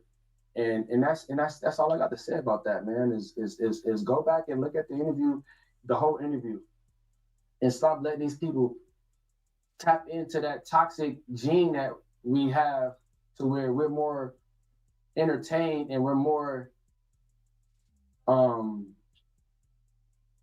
we care more about the negativity and not the positivity, but we all say we're here to be positive. But I'm not seeing that when that video got 3.0K views and I'm talking about everything from mental health to leadership. And you go look at the comments on that video, bro. Nobody ever people that watched that video. No one watched that video and was like, "Yo, I can't believe he's over here trying to incriminate Nip," or he's over here trying to say his dad got a case overturned for Nip. Nobody even. I have people like, and I don't want to put people out there, but even one of the chicks, I think her name was Slauson Girl. She posted one of my clips on her page where I talked about what's important, what the whole interview was about, mental health and things like that. You know what I mean? So for it to be taken out of context and for people to take half of what I said, chop it at that part, and then mix it with that part, and then add that part, put the suspense music behind it, and then put it out there, and then y'all just eating it up, is just like, man, I that's why I don't even have nothing to do with this, man. I don't want to have nothing to do with it, bro. Nothing to do with it, bro.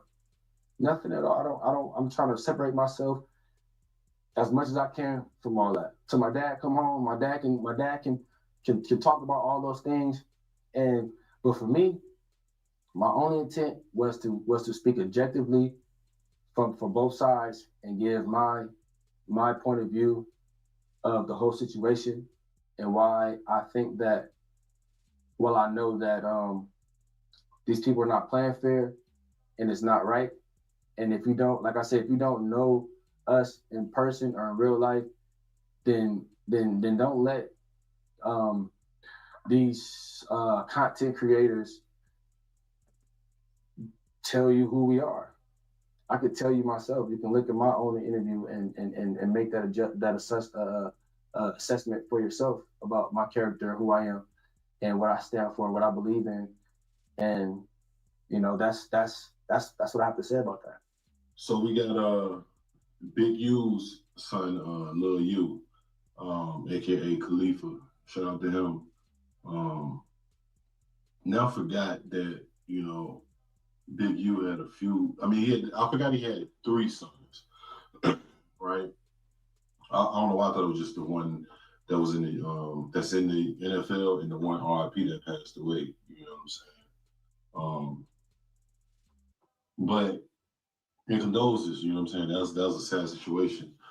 Especially for his father being locked up for that. That's crazy. He can't even go to the funeral. You know what I'm saying?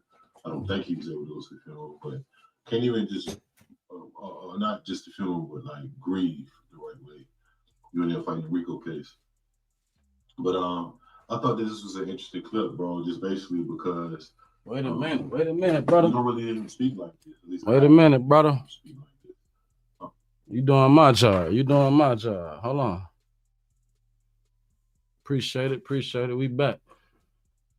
All right. So yeah. See some.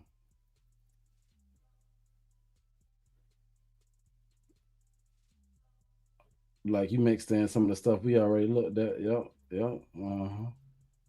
Yep. Hold on, what's this? To all my big homies, we good. I think it's just Big U and Nipsey. But Lil U continues to defend his pops. He says, as a matter of fact, he said, Oh yeah, man.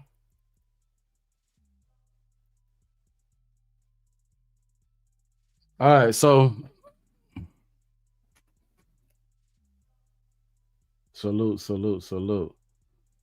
So right now, we going down through there. I'm not done yet. We 2 hours plus in, 2 hours and 12 minutes in, and I'm not done.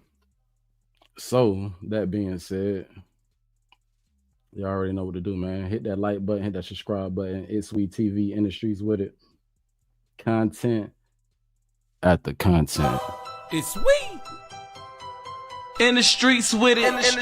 These YouTube streets. Let's build it. Content at the content. We on the block. Lego. And as a daily reminder, hit that like and subscribe so you can get the vibes, you know it, and notified every time. Let ride. It's sweet. It's Sweet TV.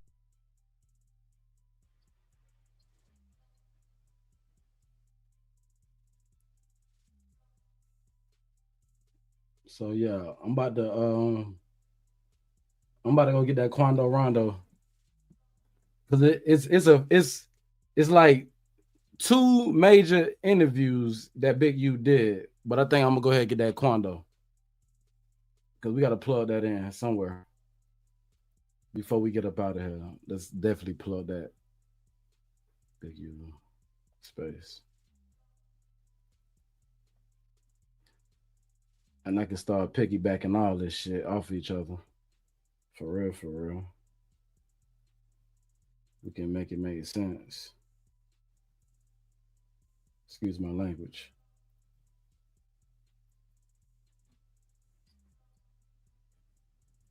Okay. Okay, so we're gonna have to get it from over there. That's cool.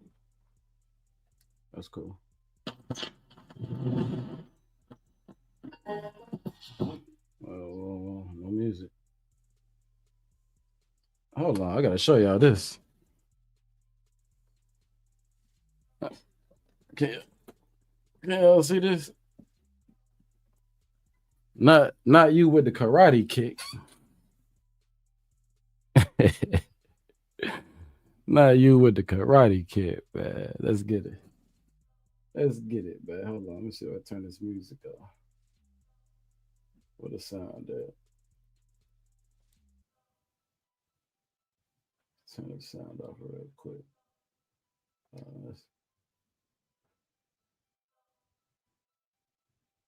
Oh, I'm tripping. This different.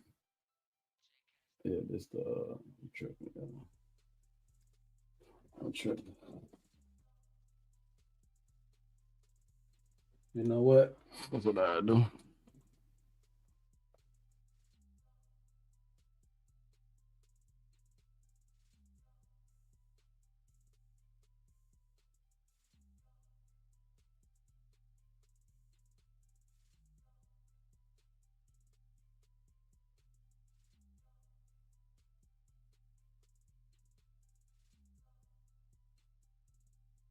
I'm done. That was actually interesting because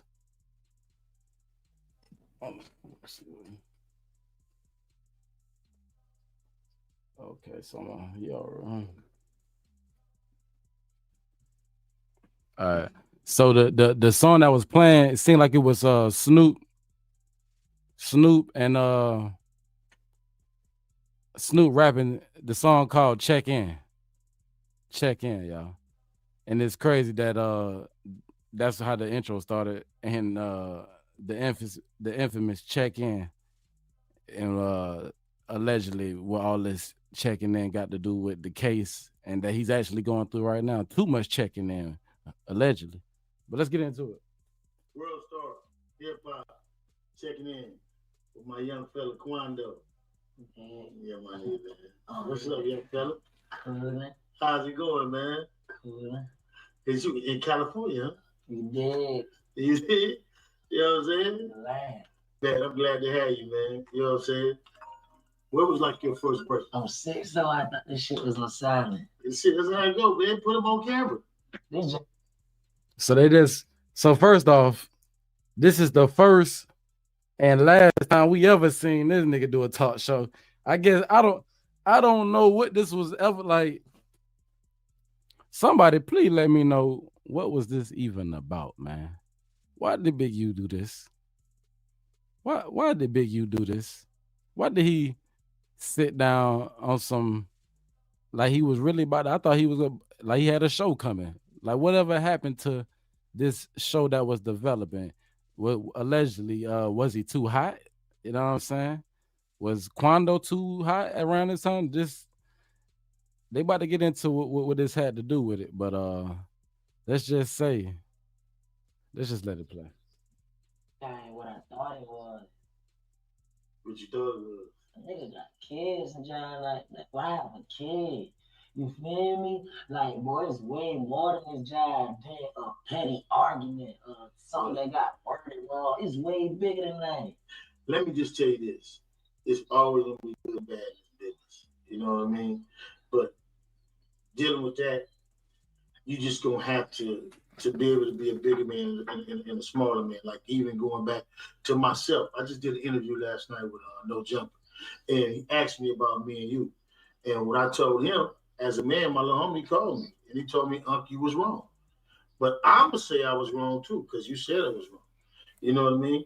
And as a man, like I told them, I know when I'm going to apologize, because I'm supposed to be a bigger person. You know what I mean? Because if you my young nigga, you can make mistakes I can't make. Sure. You feel what I'm saying? And like say, you know, I can look at the camera and tell it, you know what I mean? Like, as a grown man, a nigga who really speak for poor people, I got to be better. The young nigga can make the mistakes. Sure.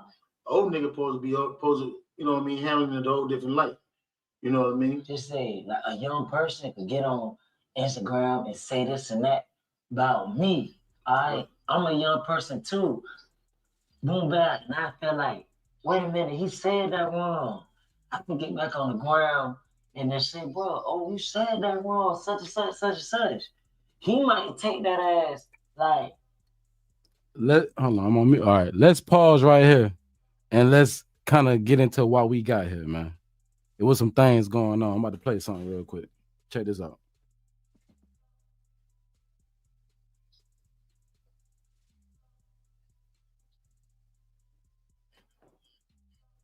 Oh, it's coming out my headphone. Hold on. So, all right, do it like that. Yeah, I can't hear it.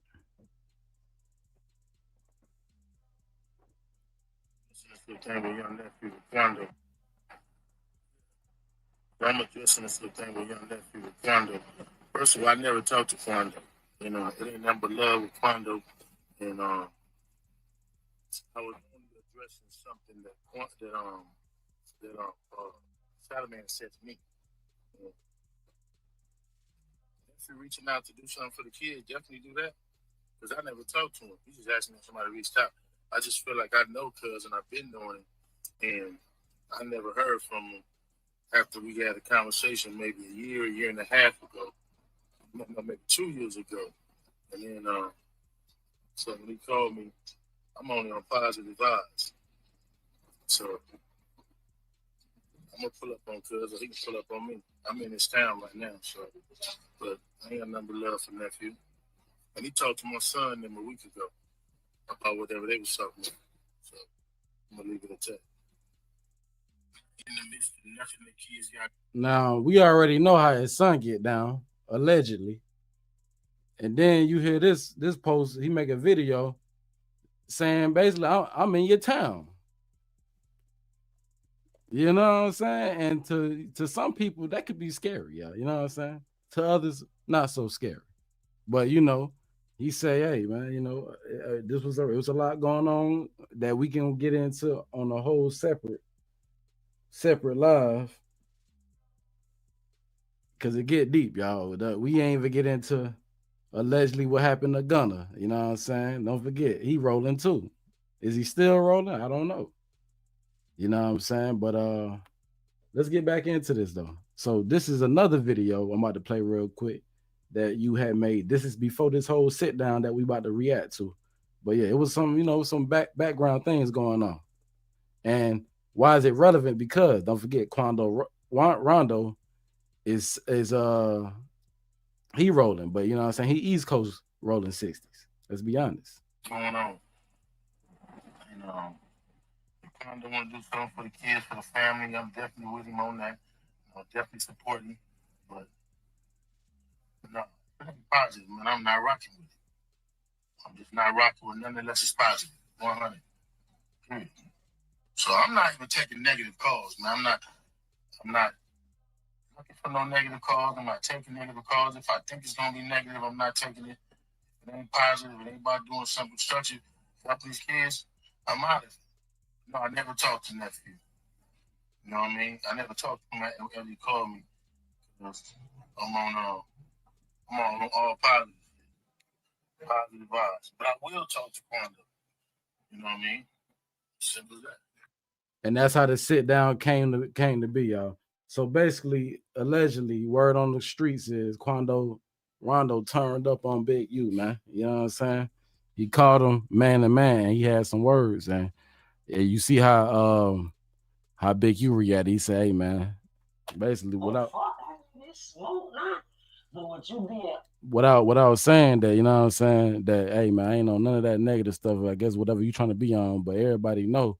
Because it's just so crazy that, you know what I'm saying, this is what he always say. This is his demeanor, you know what I'm saying? But when it comes to what's happening right now, man, they saying a whole different get up, you know what I'm saying, get down for Big U, you know what I'm saying? But, you know, you innocent.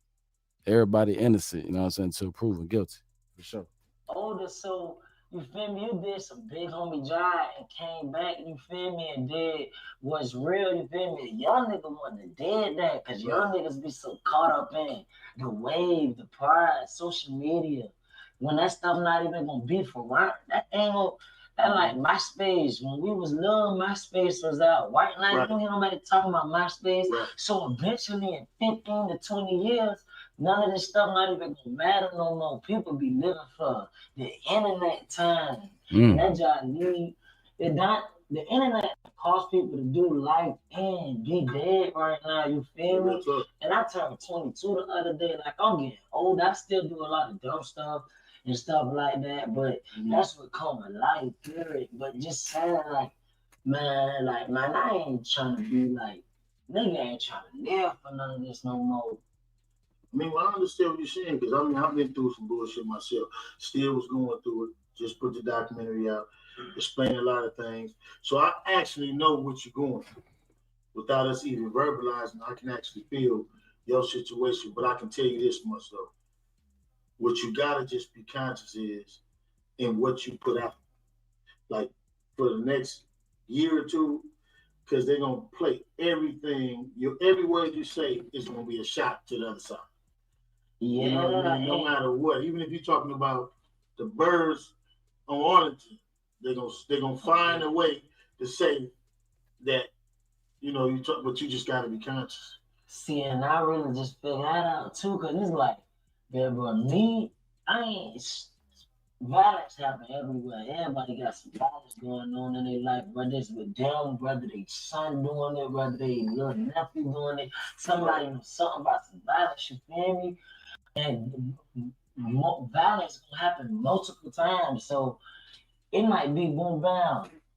Store got broke in today. Cash out, such just did it. You feel me? Everybody know he just did that, but 2 months not passing. He broke in a whole nother house, and then he got on the internet and said, "Yeah, I broke in his house." People gonna think he talking about the house he broke in on Crenshaw, but in his mind, he talking about the second house he broke in. So I really let a lot of stuff go, but I'm really just like I be saying like a lot of stuff I say like in songs and stuff. Like this ain't the only person I have a problem with. Like I ain't talking to this person. Like it'd be a lot of stuff happening. Like and I tell like the hustlers and y'all like I wasn't even talking about. You feel me? Look what they. So I really just figured that out. Anything a nigga say, they gonna put it that way. You feel me? And I mean, that's just growing up too, though. Just to even hear you say that at 22 is what young people need to hear. You know what I mean? They need to understand that shit gonna happen. You know what I mean? And everything in the end talking about is not talking about one incident. You know what I mean? But that's what you're going to deal with, like you, the crew, and then when you get to fuck with a nigga money though, it's a different story. You know what I mean? Like now you can't do things and move things and get bread. And, you know, it's really about feeding your family. And I've been in this industry for 30 years almost, 30 plus years. You want 30 years. And like you said, it's going to pass. But you just got to be smart and strategic in the way you move, the people you do songs with. Now you got to be careful even on how you move. It ain't even about being no buster or none of that. You just got to be smart because of where you are. Because even the white folks won't want to touch you if they feel it's going to be some threat behind it. You know what I mean?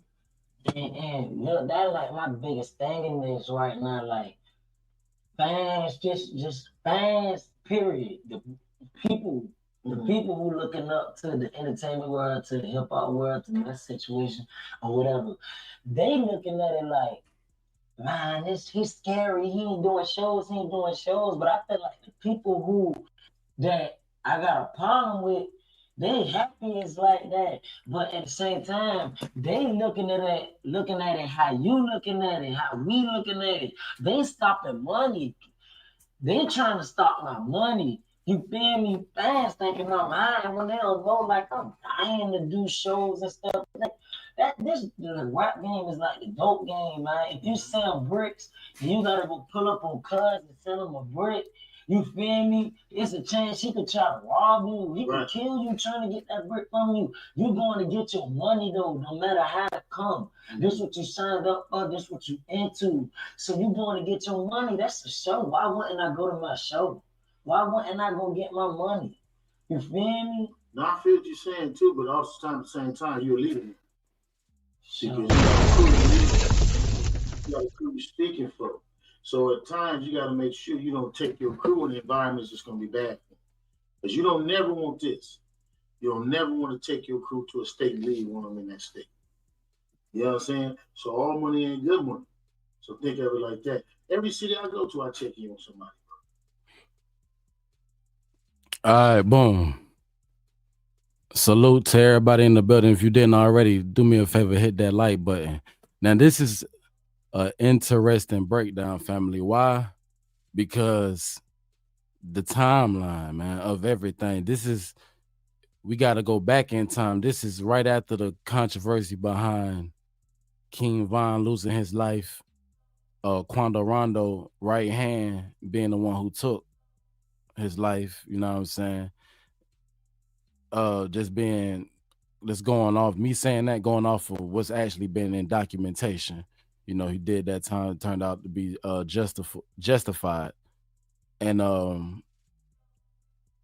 what they talk about right now is actually the checking in part of the culture as versus what does it mean? Does it mean you about to get distorted, or does it mean that this is when you got all these things going on, this is how you stay protected, this is how you stay safe? it's a thin line, ladies and gentlemen. But it's just crazy hearing Big Q speak after what we just heard, and what we just reacted to, and maybe what we came and collected from that is not who he is. Maybe what we see in front of us is who he really is. You just never know, y'all. And it seems in this video, he's a big homie.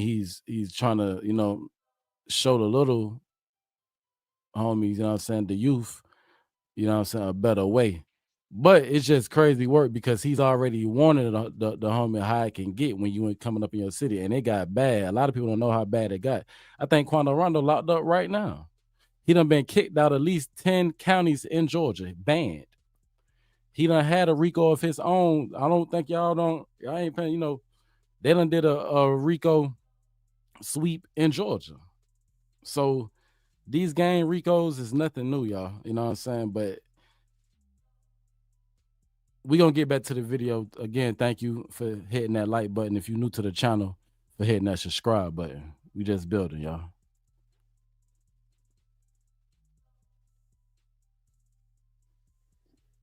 And that's what it's about. Because people think that I'm a bully and I cancel money, I get money from these. I ain't never asked you for not one dime. Not one dime. Now, where our problem came in, and this is what he can vouch for. The same Instagram, I was hitting them on phone because I was putting a tour together. I was putting a 6x10 tour together. And I had Baby, Gunna, Baby, Gunna, you, and all y'all. I was hitting you up on that same Instagram. Then he turned around and hit me on the same Instagram. That's what upset me. And I'm like, little nigga, I've been hitting you up on the same line. Now you hit me. And that's where our problem, that's why I was like, and I'm like, wait a minute, man. So that's what it was. But like I said, I'm still supposed to be a bigger nigga though. No, I'm glad you said something about that. Cause this is something that everybody need to hear. Mm-hmm. All right, like you just said, you check in with somebody everywhere you go. Right. Look, not you, but the young niggas. Young niggas got the word check in so messed up right now. Right. Like when a nigga say check in, the nigga automatic, not you on the young people got that word just messed up right That's now. What y'all crazy is. When somebody hit check in, they automatically think like you check like you paying a nigga check. You feel me? Like gotta pull up here, but that's why I'm glad you said that, because I never really had a problem with like checking that. Like one time I've been in my hometown and the rapper came down there, I'm like, I've been down here, he ain't even came to mess with me, you feel me? That's where I'm from. I just wanted to show certain stuff. You feel me? So just for me living through that experience, I know checking and it ain't nothing wrong with that. Checking in is the new word for a relationship. But they do it all over the world. You can't go nowhere in the world you don't check in. You gonna check in if you come in American airspace. They gonna want to know, like, okay, you here? You gonna check in when you go to Russia, you a dealer, anywhere you go. But like you're right, hip hop has lost it. The game has lost it because you might check in with me. I'm gonna tell you what clubs to go to and what clubs not to go to. I'm gonna tell you where the bad bitches is, and I'm gonna tell you where the weed is. I'm gonna tell you who got the good weed, how to get the sack. You got dudes come out all the time, buy a sack, and get robbed. They ain't dealing with the right people. If I go to Chicago, if any of my artists is going different places, I tell them call this dude. Because he treated me right, he gonna treat y'all right. That's really what it is. Hopefully this interview open everybody's eyes on the check-in part. Like that nigga not on nothing. That song we dropped. And I was in awe of it because I felt you. That you did. I took it a different way. Not everybody else took it. That you had a story to tell. Your side had never been out. And what's important is, and I don't want you to speak on it. I just want you to speak on the fact that you felt like you had to get home too. And that's it. Come on, man. At the end of the day, X out lights, camera, and fame. Everybody in here wanna go home to their child. I got a child, man. Yeah, that's it. I don't want you to go do too much elaborate because you just want to get home. You know what I mean? Who wouldn't want to make it home? And everybody scream protect the brand. When the brand get protected, everybody want to be mad. This would come with it. And I got one more other thing I want to say, and that I know y'all didn't have no beef at all. And then you and Jess was talking. Come on. Yeah. So I mean, that's it. That you know, there wasn't no smoke. At all. In hearing your story, kind of tell us how you came up, because I don't think people. This is what happens. People really think that when you are artist, that you just woke up and you were successful. They don't understand where you came from, your struggle with your family, with your mother, and all that, and coming up living with your grandmother. A lot of people don't know that. See, bro, I ain't, bro, one thing about me, like, I ain't really got no shame, like, to tell my story, because I don't care. You feel me? Everything don't be glitter and gold. Even once you're successful, everything ain't good. Really, nothing good. Mm-hmm. You feel me? Period. Not even the money, because what come with all the stuff, it ain't no happiness. You feel me? But like, man, bro, like I really grew up way worse than anybody will ever think. Like my mama been she got her life together now. Not my mama, not talking bad about her or nothing, but she would come right in and talk about it like, man, bro, like I was born a crack baby. You feel me? Like my mama smoked crack like till probably I was like probably about 15. You feel me? And I've been in juvenile all my life, and before that I was adopted because when I was little, my mama and daddy had a little fight or whatever like that. I can't really tell you what happened because I ain't 1 year old. I don't know what happened. When I was little, I used to take stories and run with it and just tell people. But now that I'm grown, I know that I don't really know what happened. But all I know is I got burned. I still got the burn on my leg to this day from like my upper hip to my knee. You feel me? I had a big burn, like big old burn on my leg. Look like somebody. It's from an iron that you iron clothes with. I don't know what. Ain't no back in the day. I don't know how we got here, but we got to get past this part.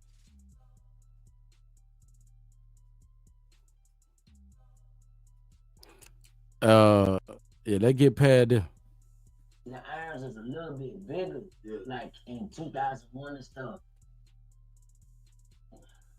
Like I probably do a lot of bad, dumb stuff and y'all like I probably say a lot of dumb stuff, and a lot of people probably see me on the internet, but that ain't nothing to judge nobody off of. You feel me? Because everybody do stuff in their life.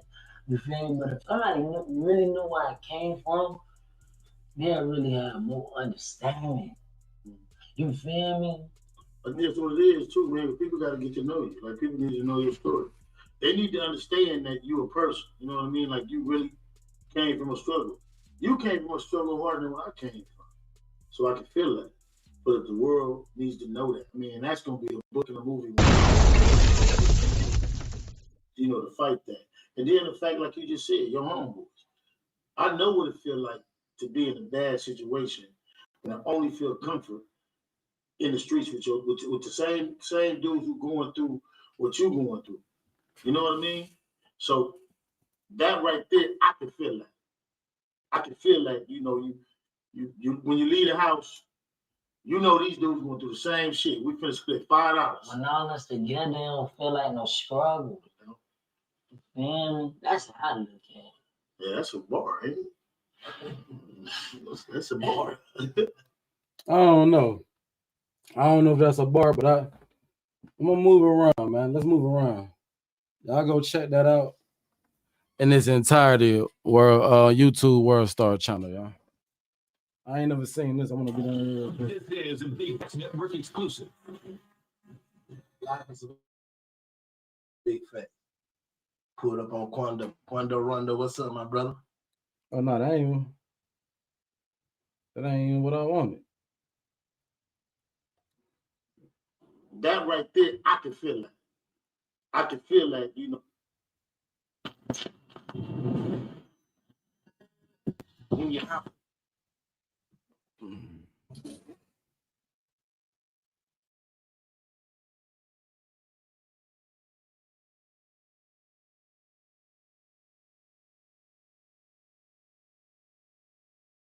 guys. I met these guys. They were young men, had to be. So I'm guessing. So maybe I'm slow. Maybe I don't know what's going on. I'm guessing Big U had a show called Checking In. Big U and World Star partnered up. And I guess they got a show called Checking In. Let's get to it. Episode 3. 17 years old in the When your feet hit the street, does it not speak? Oh, this is about to be good. This is about to be good. Now, y'all remember what I said at the beginning of this video. We gonna take it to 3 hours.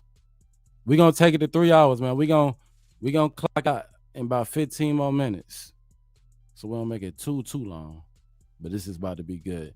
Now, y'all, I think, I did mention Gunna? Yeah, rolling. Let's get it.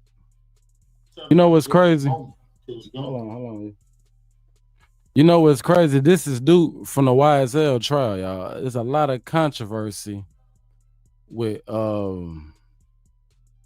Duke, with Thug, with Gunna. Just the history, man. Sometimes you got to go back just to go forward, man. You know what I'm saying? The timeline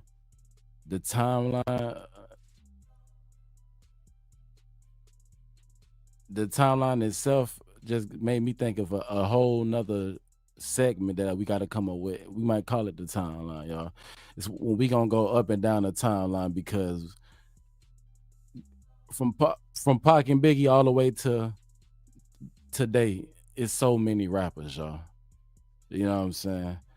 And I'm pretty sure it's a connection to all of it. You know what I'm saying? Because now we go back down the timeline, and you know, this ain't the skinny Gunna, this the fat Gunna. You know what I'm saying? This the goddamn Duke before the Rico. This is around the time where everything was just really popping off, man. And you know what I'm saying? The connection was always there, y'all. This is how you know that, you know what I'm saying? Everything is alleged, but some of these rumors is truth to it. You know what I'm saying? And who did Big U say Gunna was running with? Little U, his own son. And we already know how Lil U get down, allegedly. And it kind of made more sense what happened to Gunna in LA when he got robbed for his jury. It's kind of recent, but everything is alleged. Say he remember. Oh man, y'all see the same thing I see, man. So you know what I'm saying? This is when they brought Big U to the hood, man, right before hood, that he said it was in the burgundy truck, man.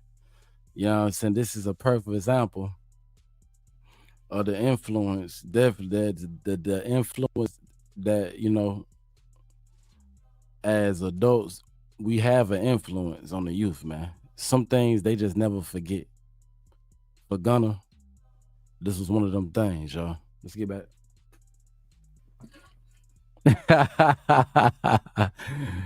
Yeah, he like that. Yeah, he remember, Big U. He remember, man. You know what I'm saying? So this shit deeper than rap, y'all. Let's just keep that in mind. I feel like, oh, y'all can't even see Big. Hold on. Dang. You can't see, damn, you couldn't even see you reaction when they brought Nip up.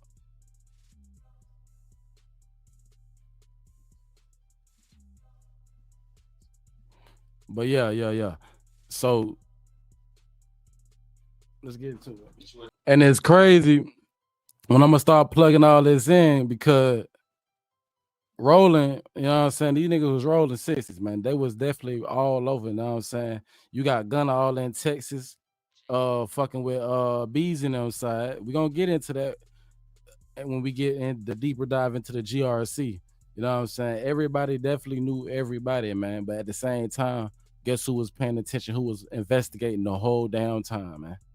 These people already been knowing what was going on and been investigating this long. Y'all believe it? Because when the YSL trial happened, didn't they go all the way to 2010, 2012? Huh? Okay. Did he just say they don't realize how it got to slime? Let me get y'all up to speed. When they say slime, that thug, y'all. You feel me? Slime, that thug. So basically, we getting into this why they talking YSL. You feel me? You know what I'm saying? You know, Big U is a crip. You know that slime shit. They bloods. You feel me? But they getting into how did y'all make that connection? So that's where we at with it. So look, we 5 more minutes and we out of here, y'all. Appreciate everybody that tuned in. And definitely go through a little line of history real quick. Truth, it seemed like Truth was one of them leaders in his community, and he had the power to bring Bloods and Crips together. Long story short, what Gunna is explaining is, shit, when they got that phone call from the big homicide, hey, pull up on Truth, they like, bro, you know what I'm saying? When he say shady part, you know what I'm saying? He talk about some real cripping, right? So he trying to figure out, they trying to like, damn, bro, hold up. You wanted to pull up on that nigga over there? And what Gunna's saying, like, yo, not only did we pull up, we ain't pull up 30 deep like we could have. It was just 5 of us. So moving forward, that's the 5 that really locked in, you know what I'm saying? And they felt like, hey, from that day on, man, that's kind of like that YSL slime movement just started getting bigger and bigger, man. Let's get back into it, though. Salute. All right, salute, y'all. We out, man. Appreciate everybody that came in, you know what I'm saying? In the streets with it, content at the content. Y'all already know what it is, man. It was a pleasure bringing you the content. I hope you hit that like button, hit that subscribe button, share out the content, y'all. This is a good one too, if I might say so myself, man. Like life like a movie, like a book. So, you know, certain people that's in like the first scene, second scene, and you know what I'm saying, first chapter, third chapter, second chapter, they ain't meant to be a part of your life. You know what I'm saying? The whole ride. You know what I'm saying? They meant to be a part of the history. Right. They ain't meant to be there the whole time. Right. A lot of people don't understand that, but you know what I'm saying? You gotta understand that and know that. It just they meant to be there for a certain amount of time. Some people be, you know what I mean? Got a little longer time, but everybody ain't meant to be with you, attached to you for the rest of your life. Real talk, what you gonna do when the pressure on? Fans listen and it's tap you dead wrong. Real no, trap nigga, give me money. Bitch, I'm plugged in.